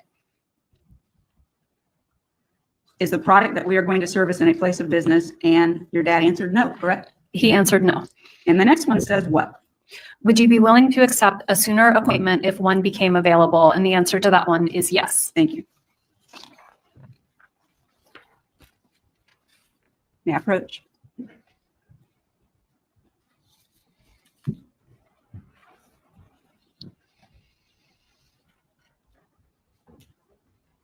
Ms. Adelson, you testified on direct when asked some questions about the name change of your children. You recall those questions? Yes. Okay, and I think your testimony was that you officially changed your children's last names a year and a half? What did you say? I legally changed them a year after Danny's death. But after he passed away and you went to Miami, it was time for your oldest child to be enrolled in kindergarten, right? Yes. And so what were the ages of the children when Danny was murdered? They were almost 5 and 3.5. Okay. And so the 5-year-old was going into kindergarten. Yes. And where was the other child going to be? Was he being put in a preschool program? It was a preschool program. Okay. And so you went and registered them at the school, correct? Yes. And the official registration said Markel for the children's last names, correct? I believe so. But because you were going to socially refer to them as Adelson, that's what you asked the school to do as well, right? Yes. And so when you went into orientation for the oldest child, I'm trying not to say the name, when you went into orientation for the oldest child for kindergarten, and they had his little nameplate there where he was going to sit at his desk, it said last name Adelson, right? I honestly don't remember him having a last name on. I remember his first name being there, but I don't remember. I thought they put the first names for the kindergartners. But you asked the school to refer to him by the last name Adelson. I did. And so there was an exhibit that was shown to you where your mother had registered him for an after-school flag football, right? Right. And so because the school's knowing his name, that he's being referred to as Adelson, that's why she did that, correct? Correct.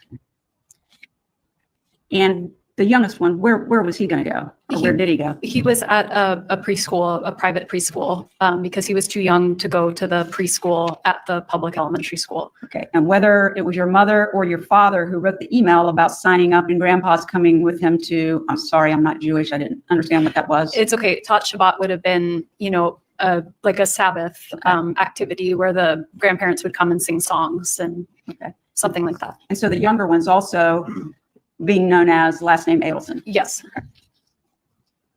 Because socially, that's what you wanted them to go forward with. I thought it would make them safer. Okay.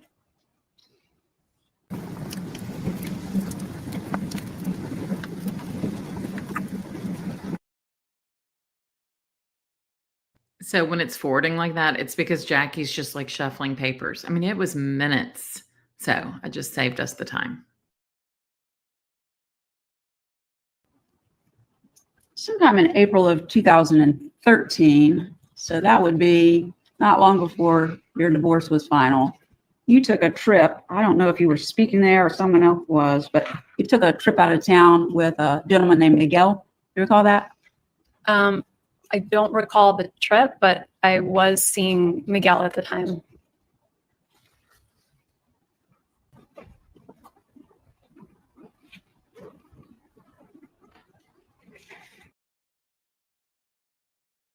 I love this part. She doesn't remember the trip at all. And then Jackie's like, Puerto Rico. She's like, oh, yes, it was the blah, blah, blah conference. Like she just whips it out, like just remembers it. She's a terrible actress. And if y'all didn't see my hump day video today, you need to.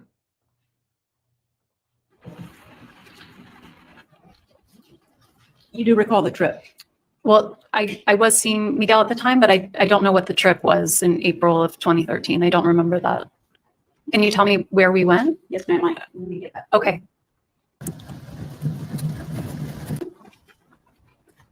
Puerto Rico, does that sound familiar? It was a clinical law professor conference. There's one every year, and that year it was in Puerto Rico. Okay. And did you speak at that, or you were there to get credit hours or something? No, I spoke.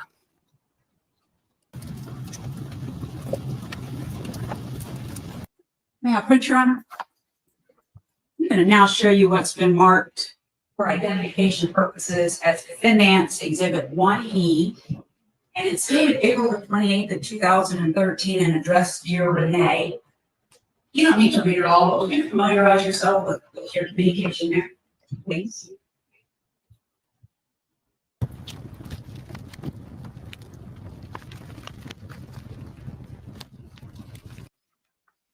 Okay, I've read a little bit. Do you want me to? That's okay. Okay, I'll point out any sections that I wanted to discuss with you. Would you agree that you wrote this on April the 28th of 2013? Beach Bum, good point. Wendi didn't do the DNA test because she wanted access to all the life insurance. I didn't even think about that. Who requested the test? I can't remember if she says it in this trial, I think. But yeah, Isom, when he called and she was already, 4 hours on the way to Miami, he said, would like to get DNA swabs of the boy. Apparently this is like common with crimes. I don't think it was like trying to prove paternity, but that's why. Yes, it looks like I dated it. Okay, and that's to Renee. Yes, And you're coming back from your trip to Puerto Rico. yes. And while you're on this trip, your parents. Renee is the one that used to be the victim advocate. Renee is a very close friend of mine that is interviewing at FSU today for a position and leaving at 7:30. And if there was ever a woman I would really like to get a hug from, it's Renee, but I don't want to bother her on her. Rita Hendon. That's the And mother while of you're my on friend. this trip, your parents were taking care of the boys, correct? Yes. And on the first page, down towards the bottom, you have some bullet points about what you would like to do to resolve your divorce, correct? Well, I think it was not just about my divorce. It was kind of about how I wanted to be living my life overall. Yeah, I was trying not to get into the personal information, but that's right. This entire email is really about changes you want to make in your life, correct? Yes. Okay. And the last bullet point down at the bottom, it says, I've been coming to a place in the last few months where I have realized that I want to keep my job. It allows me the maximum amount of flexibility to spend with my kids while allowing the freedom for intellectual exploration, one-on-one mentoring with students, and meaningful work in the community. I don't care that Gibbers told my colleagues that I stole from him and that I am mentally ill. Nasty things are said in divorce, and people know that, right? Yes. Tallahassee isn't ever where I wanted to live, but it's where the job is. And it's where my boy's father is, which means they don't have to constantly be flying on planes or driving in cars to accomplish our custody situation, right? Yes. So you have the pending petition and motion for relocation, but as of April the 28th, you're starting to think maybe staying in Tallahassee is the right thing to do, correct? Yes. And then this goes on. Third page is now you're writing on May the 2nd of 2013, correct? Yes. A little different subject, but if you go to the, I'm pretty sure it was this trial, and I think we've already passed it. But she says Isom called her, and that's when Georgia says, was it a or was it like a fake breaking up? And I think she said that he asked about the DNA test, but then, or swabs or whatever from the boys. not tests, swabs. And then she said, but he never followed up. I think that was the first time I had heard it, but then I kind of researched it, and apparently it's common for them to request that. So I don't know. And somebody was asking earlier about the Ponzi scheme. Supposedly Harvey and Donna lost everything like 20 something years ago in a Ponzi scheme.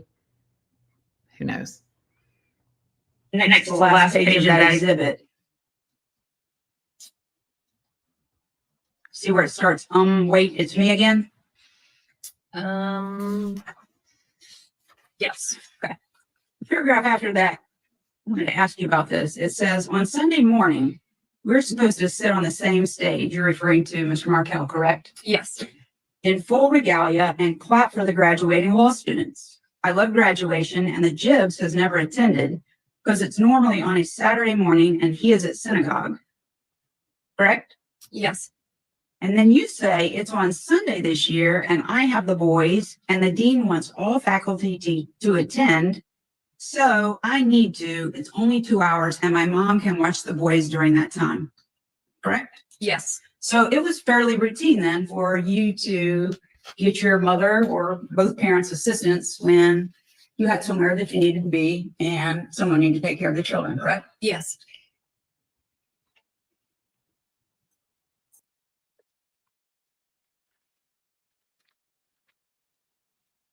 Sorry, Judge, I have so many papers up here. I'm confused.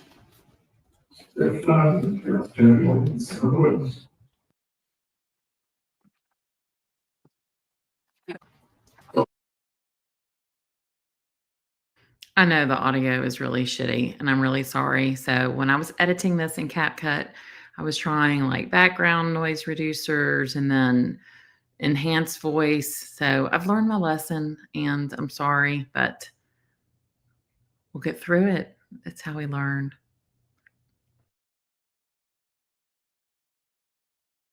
I'm gonna exchange with you, Ms. Adelson. I'll take that one back and then show you what the Marcus Defense Exhibit 1G for identification purposes. Could you review that to yourself, please?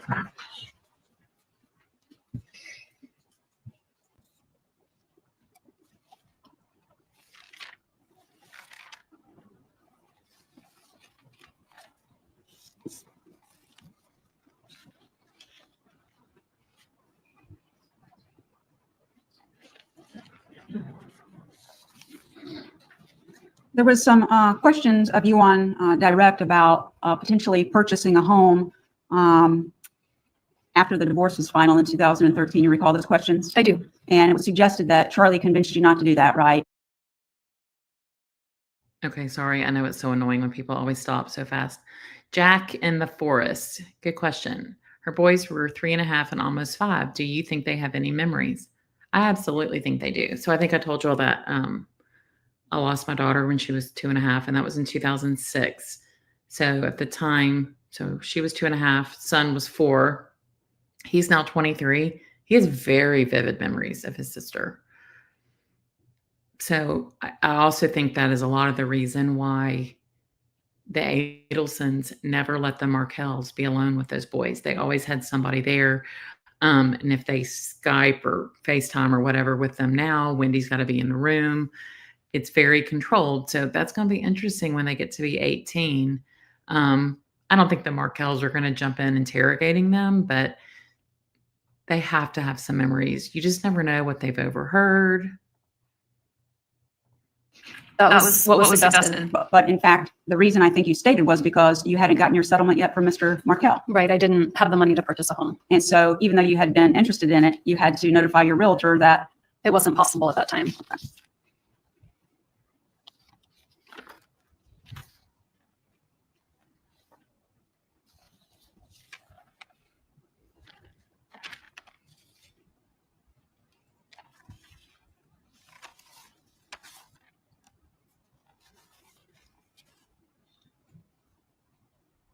And in the emails that the state introduced and discussed with you, where your mother is making lots of suggestions, mostly after relocation was denied, of things that you could do, like tell Danny you're going to raise them as Catholics, you're going to have them baptized as as Catholics, well, all of those suggestions she was making, correct? Yes, She wasn't actually suggesting you do it. She was wanting you to use that as a means of negotiating with Danny, right? that's my understanding. That if he thought maybe you were going to do these things, he would reconsider the issue of relocation, correct? Correct.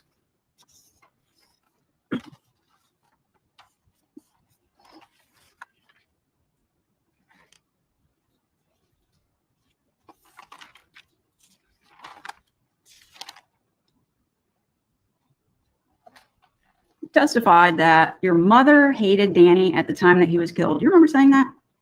I believe I said that. But the week before he died, your mother was babysitting for Danny, wasn't she? Yes, And nothing but pleasantries between the two of them.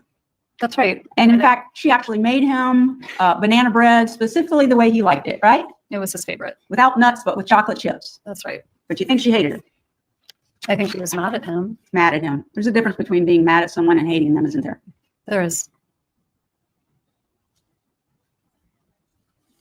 I think you testified that, and there may have been an email that suggested it, that you would have never left Danny if not for your mom and maybe brother's suggestions. Did you say that? I don't think that was exactly right. I think it was, I probably wouldn't have left, kind of suggesting that maybe I would have wanted to, but wouldn't have had the strength or wherewithal to leave on my own. Okay, isn't it true that each year, maybe not every year, but many years, yourself and Danny would, when you finished the school session here at FSU College of Law, you would go down to Coral Springs or Miami, whichever they were at, and you would spend almost 2 weeks with your parents, right? Yes. And that would be yourself and Danny when it was just you, right? Yes. And then after you had the children, all of you went down there, correct? Yes. Well, in fact, what really happened was in the summer of 2012, when you decided that you were going to leave Danny, Danny was down there with you, correct? Yes. And the children were there too? Yes. And they were young. How old were they? In 2012, they would have been 2 and 3. Okay. And Danny was there and you actually asked your mom if she'd go out to coffee with you. You remember that? I don't remember that. And you told her then that you were going to leave Danny and get a divorce, didn't you? That sounds right, but I don't remember that. Okay. And in fact, she suggested counseling to you and you told her you guys had already been in counseling and it didn't work. Isn't that right? We had been in counseling and it hadn't worked, but again, it sounds like something that could have happened, but I just don't remember the coffee. Okay.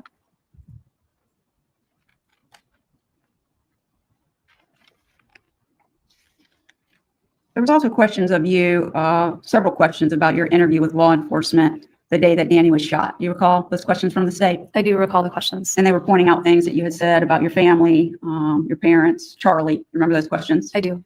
Isn't it true that when you were interviewed by law enforcement? Hey, Judy, yeah, the Markels want to say stuff.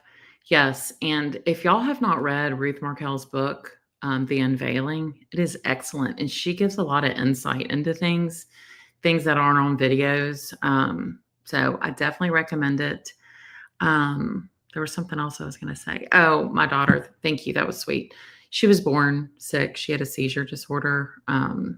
So she was like that from the day she was born. All right. We're getting through this. I'm sorry. I won't make these mistakes again. What you said initially was that Danny's parents were going to think that you're the one who did it, right? I did say that. I wanted to talk about the relocation a little bit. So you have a relocation hearing on June the 18th. Does that sound right? 2013? Yes, ma'am. Yes. Okay. And leading up to that hearing, you notified your mother by email that because she was going to be testifying in court, she would need to wait outside that hearing, correct?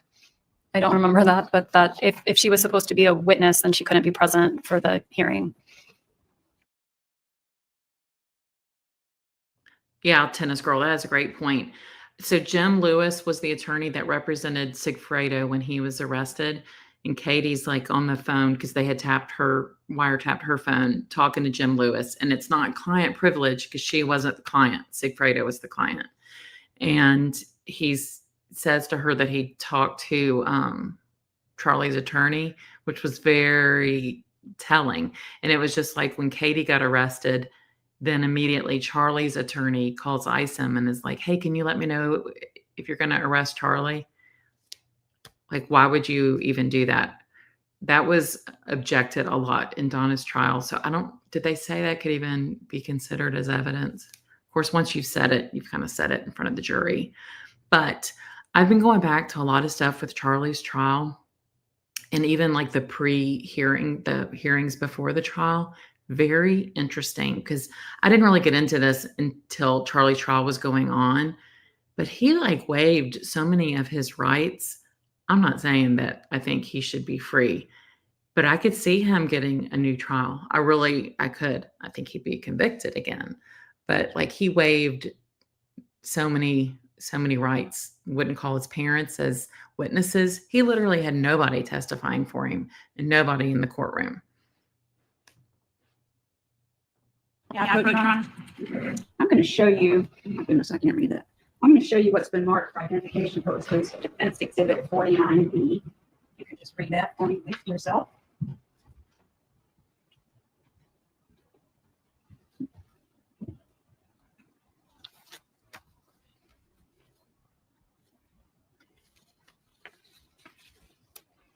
Do you want me to read to the end? No, ma'am, I'm just looking for where you told your mother, get you to agree that you said to her, because you are testifying in court, Mom, you won't be able to sit in on the hearing with me. Is that what you said? Yes, that I can have down there. Yeah. Come and get it for me. Okay.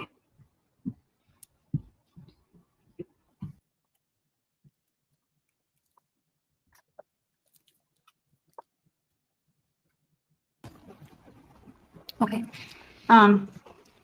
I'm not sure if this was to Renee or not. Yeah, you mentioned Renee. So this is on June the 4th of 2013, correct? Yes. And we're approaching the hearing date on the relocation motion, which is set for June the 18th, right? Yes. And in here, you're expressing some concerns over what you've been through in the divorce.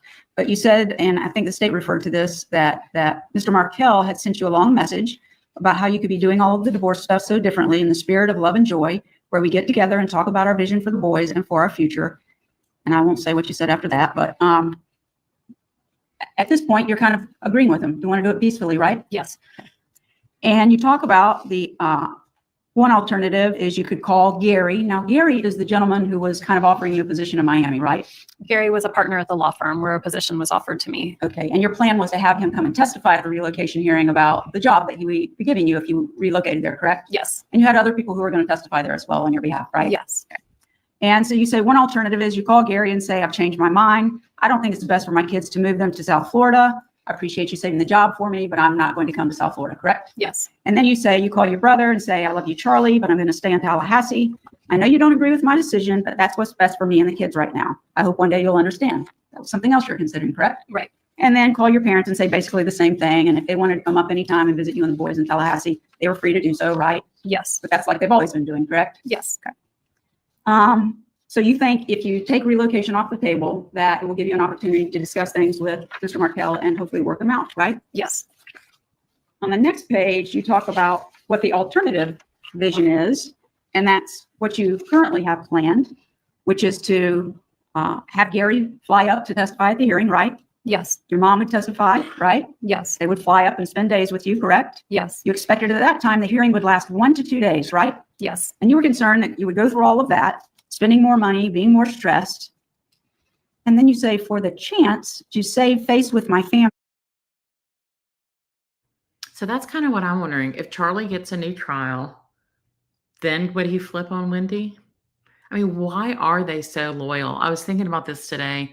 Well, Patty had talked about it on a live recently, but I work with a lady who's been very transparent with, she was SA'd, you can't say it on YouTube, by her, stepdad, her mom's husband as a child. And she says her mom knew and never did anything about it. And her mom just always kind of treated her like trash. And this lady's in her 50s now, and her mom's elderly, has Alzheimer's, but she is so compelled to go and take care of her mom. Her mom lives in a memory care. She's just sad if her mom gets in the hospital, and it's just she's wanting to do all these things for her. And I'm thinking, if that was my situation, I'd be like, F you, lady. And it's just made me think it's kind of like the Adelsons. It's just why are they so, like, what is it? Why won't Charlie just roll on her? I mean, is he really worried what the nephews think? I can't figure it out. You don't think Charlie's getting a trial? I don't. I mean, I would be surprised, but at the same time, I don't know. I was listening to the breakdown of the brief. I think I'm going to do a live on that, maybe on Friday. There's a guy that covers it. It's interesting details and points that they make. But the fact that he testified kind of screws him, and he accepted the jury. But they do a lot of case citing where other trials did that and they got new trials. So the person that analyzes this, I can't think of the name, but he says that he thinks it'll go to oral arguments next. I mean, the state could just reply with a brief and say, no, we're not going to do that. Or they could say it'll go to oral arguments and then the attorneys go back and forth. That's a very elementary way of explaining it, because that's about all I understand. And to be given an opportunity, I don't actually want to live with them in South Florida. That's what you said, right? Well, I say an opportunity I don't actually want with all of my heart, but maybe part of it to live with them in South Florida. All right. And then you say, so I am willing to put myself through all of this just to keep up appearances with my parents and brother that I want to be living down in South Florida or down south with them, even though I don't want to. That's what you said, right? I say, even though I don't want to give up my current flexible job where I get to spend maximum time with my kids so I can be with them. Okay. And that was June the 4th of 2013, right? Yes.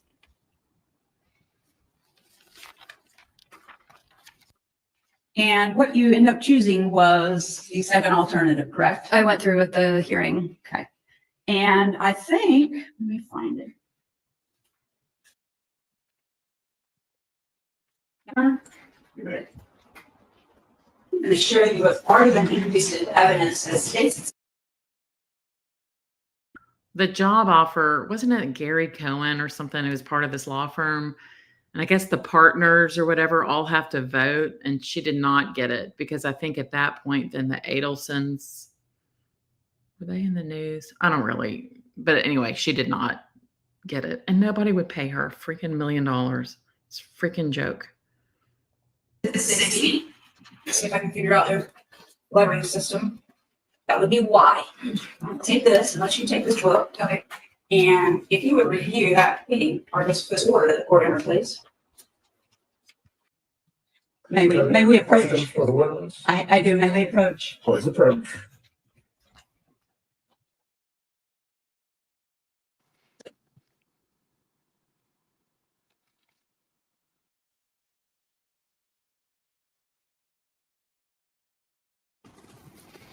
Adelson, isn't it true that before getting married to Mr. Markel in, was it 2006? 2006, we got married. Isn't it true that you've stated that you knew on your fancy wedding day, when you were all dolled up and feeling like you were an actor in someone else's show? Okay. Have you had an opportunity to review that? Yes. So you went into this hearing and Gary ended up coming, correct? He did. And he testified, right? Yes. And you gave some testimony, correct?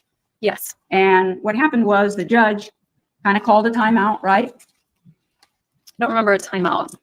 At some point, she wanted to speak to counsel. Is that right?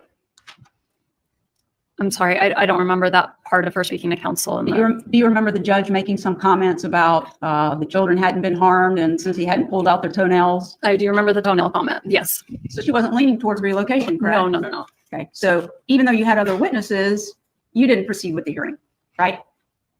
Well, I think we had the hearing and the judge decided. You didn't call all your witnesses, did you? I don't remember. If you look at the order, it says order on wife's petition to relocate with the minor children. And then it says what the court orders and adjudges. The court does not find that the wife has met her burden of proof that a relocation is in the best.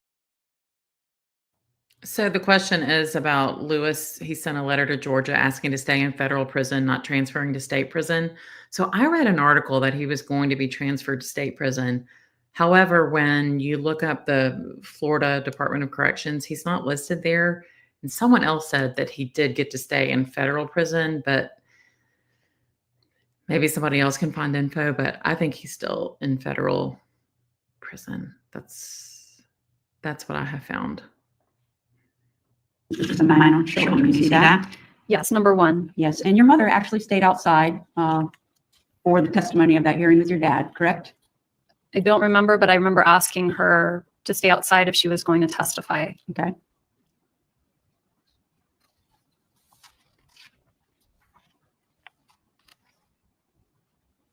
And you came outside at some point and told your parents that relocation was denied, correct? Correct. And it's after this hearing, when relocation is denied, that those truly ugly emails that your mother wrote were written by her, correct? Yes. May I approach? Actually, if you keep that for a second. Okay.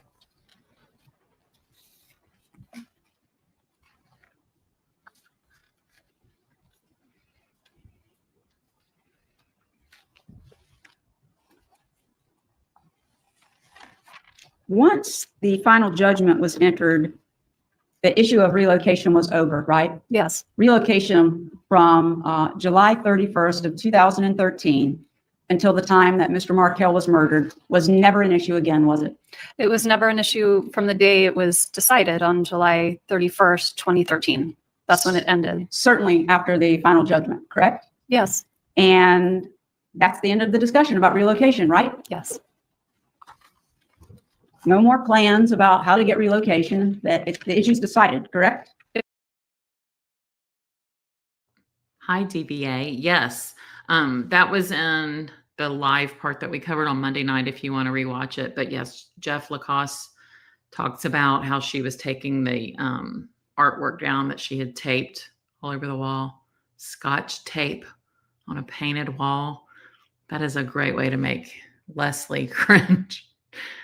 But it's so windy, isn't it? Just to Scotch tape stuff all over a wall. Decided.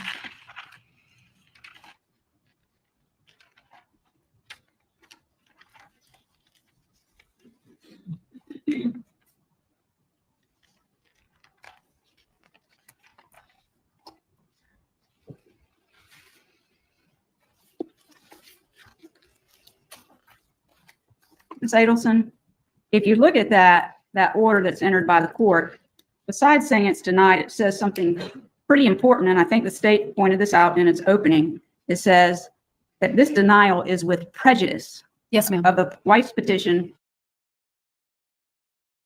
But they're Jewish. I mean, why would they need one less Christmas? I would hope to God that they're not waiting on arresting someone to give kids something. I mean, what about Sigfredo's and Katie's kids?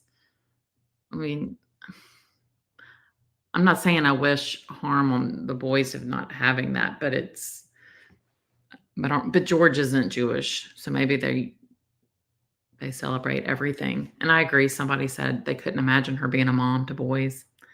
Agree. Or request to relocate with the minor children. And you're a lawyer, so you know that with prejudice means this is done. This topic in this divorce is over. Yes, with prejudice means it's a final decision of the court. But what it says right before that is, as such, the parties stipulate to denial with prejudice of the wife's petition. You see that? Yes, I do. So what happened is as after the judge says, if their toenails haven't been pulled out, I'm not thinking relocation, you actually stipulated to denial with prejudice, right? Yes. You did not tell your parents that you stipulated to denial with prejudice, did you? I don't remember any conversation there, really. So not knowing that it was denied with prejudice, your mother thought you still had an opportunity to get it up through your final hearing, right?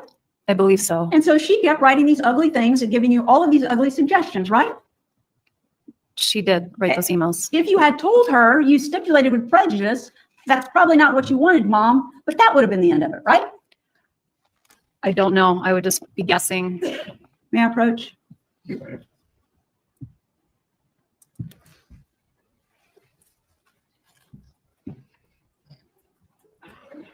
Well, if you'd just be guessing, after she thought it was finally over on July the 31st, there were no more emails suggesting you do things like she suggested between the hearing date on June the 20th and the final hearing on July the 31st, did she? Can you help me? What is the question? So sure. So your mother doesn't know when you get out of the hearing on June the 20th that you've stipulated that this is a forever decision. So she writes these ugly emails, right? She may not have understood that it was a final decision of the court. It was a decision of the court because you stipulated to it, Ms. Adelson, didn't you? I did stipulate to And it. she didn't know it. She thought you had up until the final hearing. So she's marching along, trying to come up with more suggestions of how you can pressure Danny and get him to agree for you to relocate, even though you know it's dead, right? I knew that it was a final decision. And after July the 31st, when she thought it was a final decision, she wrote no more emails suggesting you do these crazy things to still try and get relocation, did she? I don't remember the dates of the email, but. And you testified when you got up, when the state was asking you questions, after you said your mother hated Danny at the time that he was killed, which you clarified now that she was mad at him, not that she hated him. You testified you hated him at the time he was killed, right? I don't remember testifying to that. Well, then we'll need to take a break, Judge. You knew it on your honeymoon when you were enjoying the vacation, but not thrilled to be there with him. You said, I'm not sure I liked him, let alone loved him, but I was eager to start a life with someone and he wanted to do it with me. You recall saying that? I don't recall saying that, no. I have placed in front of you what's been previously marked as Defendant's Exhibit 1B for identification purposes. I mean, Jackie, defendant. God, she is just awful. And I never thought anybody could make Dan Rashbaum look good, but she did. This is hilarious, Julia. Yeah. Wendi didn't care about getting her security deposit back because it wasn't her. It was Mama's. Jolie, you think Georgia and her team needs a break? True. And I was thinking about it. We know Georgia has a lot of other cases. If you were a family of another victim and you were waiting on Georgia to try that case, wouldn't you be like, hey, give my family some attention? I'm sure there is a lot of that. Towards the bottom of page 3.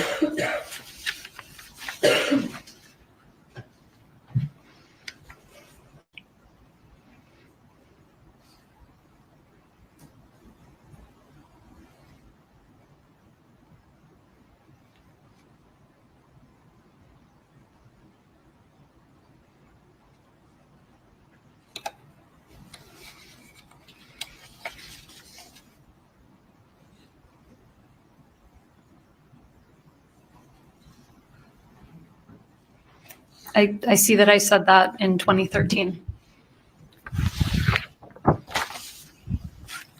Ms. Adelson, you would agree that when Danny Markel was murdered on June the 18th of 2014, your little boys lost their father for the rest of their life. On the day that he was murdered was July 18th, and yes, my boys lost their father. They're growing up as 11 years have passed without his influence in their life in any way. Isn't that correct? I wouldn't say without his influence in any way, but yes, they've grown up without their father. He's not here to give them advice. He is not. He can't come to any of their functions, sports, anything else. Correct. They're not eating kosher like they would have with their father. They are not. They don't have him at all. They don't have him in their lives day to day, no. Because on July the 18th of 2014, he was brutally murdered in his driveway. Isn't that true? That is true. And you testified on direct that anybody in your family that had anything to do with it should be held responsible. Isn't that correct? Yes. And that includes you, doesn't it? Anyone who's responsible.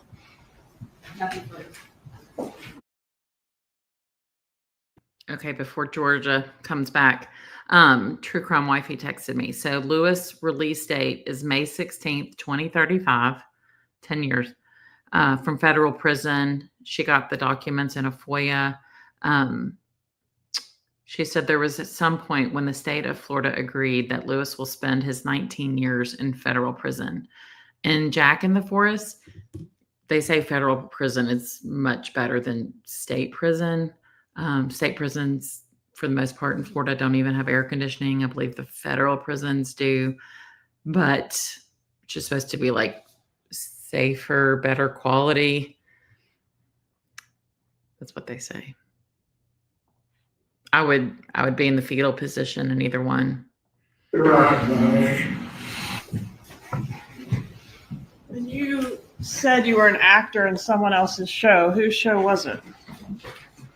I think I felt like I just wasn't fully present in my own life, that I had always been a real people pleaser. And so there was an aspect of not always being true to myself and wanting to make other people happy. And one of those people is your mom, right? Yes. And that's part of why you kept going with relocation, even when you kind of had some doubts about it, right? I would say it's part of the reason. You were asked on cross-examination about the final order on relocation issued June 20th, 2013. And didn't you stipulate to making it with prejudice, I guess? Do you remember doing that? I don't actually remember stipulating. I mean, I see it in the order, but I don't remember actively saying anything or participating in a stipulation. In fact, when you testified about this previously, didn't you indicate you didn't know what with prejudice meant? I think it's not something that comes up in my daily practice. And so at the time I had forgotten that it meant that it was a final order. All right. And it was suggested or said on cross that you didn't tell your mom it was final and she was misled and she thought there was still room for it, right? That is what was said to me on cross. I'm going to approach and show you what I've marked as 64JJ.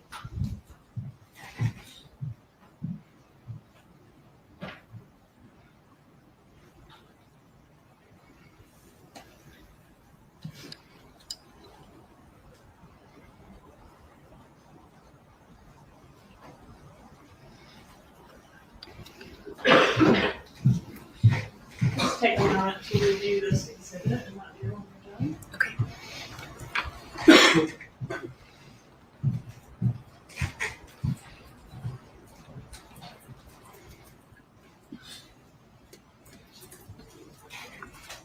Okay. Do you recognize that email? I mean, I recognize the email address. Is that what you mean? Yes. Ma'am. Yes. The email from. The email is from my mom and dad's email address to a friend of theirs. Who's the friend? The Klegermans. I think it's Vicky, the woman in the relationship. Okay. And it's signed Love Donna, right? Yes, sorry. So it's from my mom. And in this email, does she indicate to the Klingermans that there is no chance at the appellate level for appeal of your relocation? Yes, that's what the email says. All right. And is that email dated 6/25/13? Yes. So 5 days after the order was issued, your mom did know that that order was final based on this. Based on that email, yes. Okay. It was, you were asked questions about, your mom never suggested any harm to Dan Markel to you, but she did want to bribe him, yes? Yes. Take control from him, weren't those her words? Yes. Aggravate him. Yes. Scare him. I don't remember scare him, but I believe that was part of it. Give him some grief. Yes. Take something from him. Yes. Show that what would make him absolutely miserable. Yes. But definitely not kill him, right? I don't know what the question is. Donna was caring and devoted to your boys. You were asked about that. That's true, right? Yes. In fact, she maybe cared a little too much about your life and you and what was going on with you sometimes, right? I don't know that you can care too much. Even the Nazi uniform craziness came from her version of some kind of place of love. Would you agree with that? Yes. Because although her lawyers tried to downplay this, she was suggesting a baptism for these kids, right? Yes. She said she looked into it and could get it done in 2 weeks, right? I believe that's what it said. And didn't she justify the means or claim that this would be harmless to your children because it was just like playing dress up to them, right? Yes. Just like Jake the Pirates. Yes. She thought the ends, relocation, would justify the means, didn't she? Yes. And she thought a move to South Florida was what was best for you Yes. and what was best for your children, Yes. who she cared about more than anyone in the world. I mean, I don't know who she cared about most in the world, but she loves me. Is there anyone that she cares about more than those two boys? My dad. Okay. She thought relocation was best for those boys. They were Yes. going to have better opportunities, right? Yes. Better family support, Yes. a happier mother Yes. with a more lucrative profession. Yes. And your lives all depended on it. Isn't that what she said? Yes. And Dan Markel could have agreed, couldn't he? He was amenable, but then he didn't want to ultimately. Well, he could have moved to South Florida, right? Isn't that what you were asked on cross? Yes, he could have. Could have moved to South Florida and enjoyed all that delicious kosher food down there, right? Yes. And if he had relented, you and he could have had separate lives in Miami and happily co-parented the boys, right? In That theory, could have happened. Yes, it could have. Except he wouldn't relent, would he? I mean, he said no, and so we had a hearing, and the judge said no. Right. He wouldn't relent. He wouldn't give your mom what she wanted, would he? I mean, we only had one conversation about it, so it wasn't like a ongoing thing. Okay, there's only a few minutes left. I have a few little clips at the end of this, but Juliet said that by mistake, so when Ruth Markel emailed Georgia that in the event of Wendy's arrest, when the boys were younger, that she wanted them to go, it was it's called Jafco. It's a Jewish home. It's really not like state foster care. It's a Jewish foster care. So she would want them there until she could get down to Florida from Canada. And so she sent that to Georgia. And then that's when Wendi used it and said, oh yeah, you know, Ruth's trying to put him in foster care and they didn't get to see him for 6 years. Yeah, Juliet said that it was sent to Wendy's lawyer by mistake. I kind of read that, but then I also thought it was like they just wanted to be transparent with it. And so then Wendi ran with it. Ruth Markel spoke about that recently on a live with Carl Steinbeck. So maybe we'll go back and we'll have to watch that.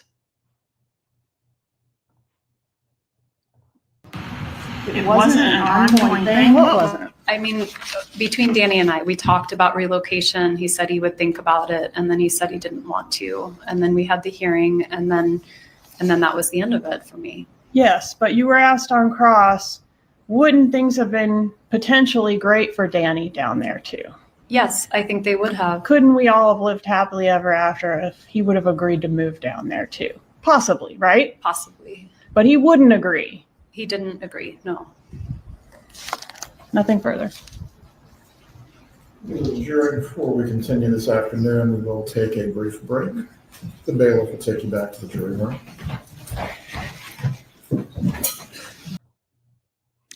Thank y'all so much for joining. We got through my video. I will never make a 3.5-hour video again because it took the life out of me. But I hope everybody enjoyed it. And let me just tell you, if you're just tuning in, this chat is amazing. I wish I could put all the comments on the screen. There's just so much in it. I should just like print it and read all the comments one night. But thank you all so much. And Fletcher Boy, thank you for telling me about Marsha Trimble's mom. That's very interesting. But I've got some other good stuff coming that I'm working on, some interviews and things, but I just wanted to say thanks, everybody, and I'll see y'all soon.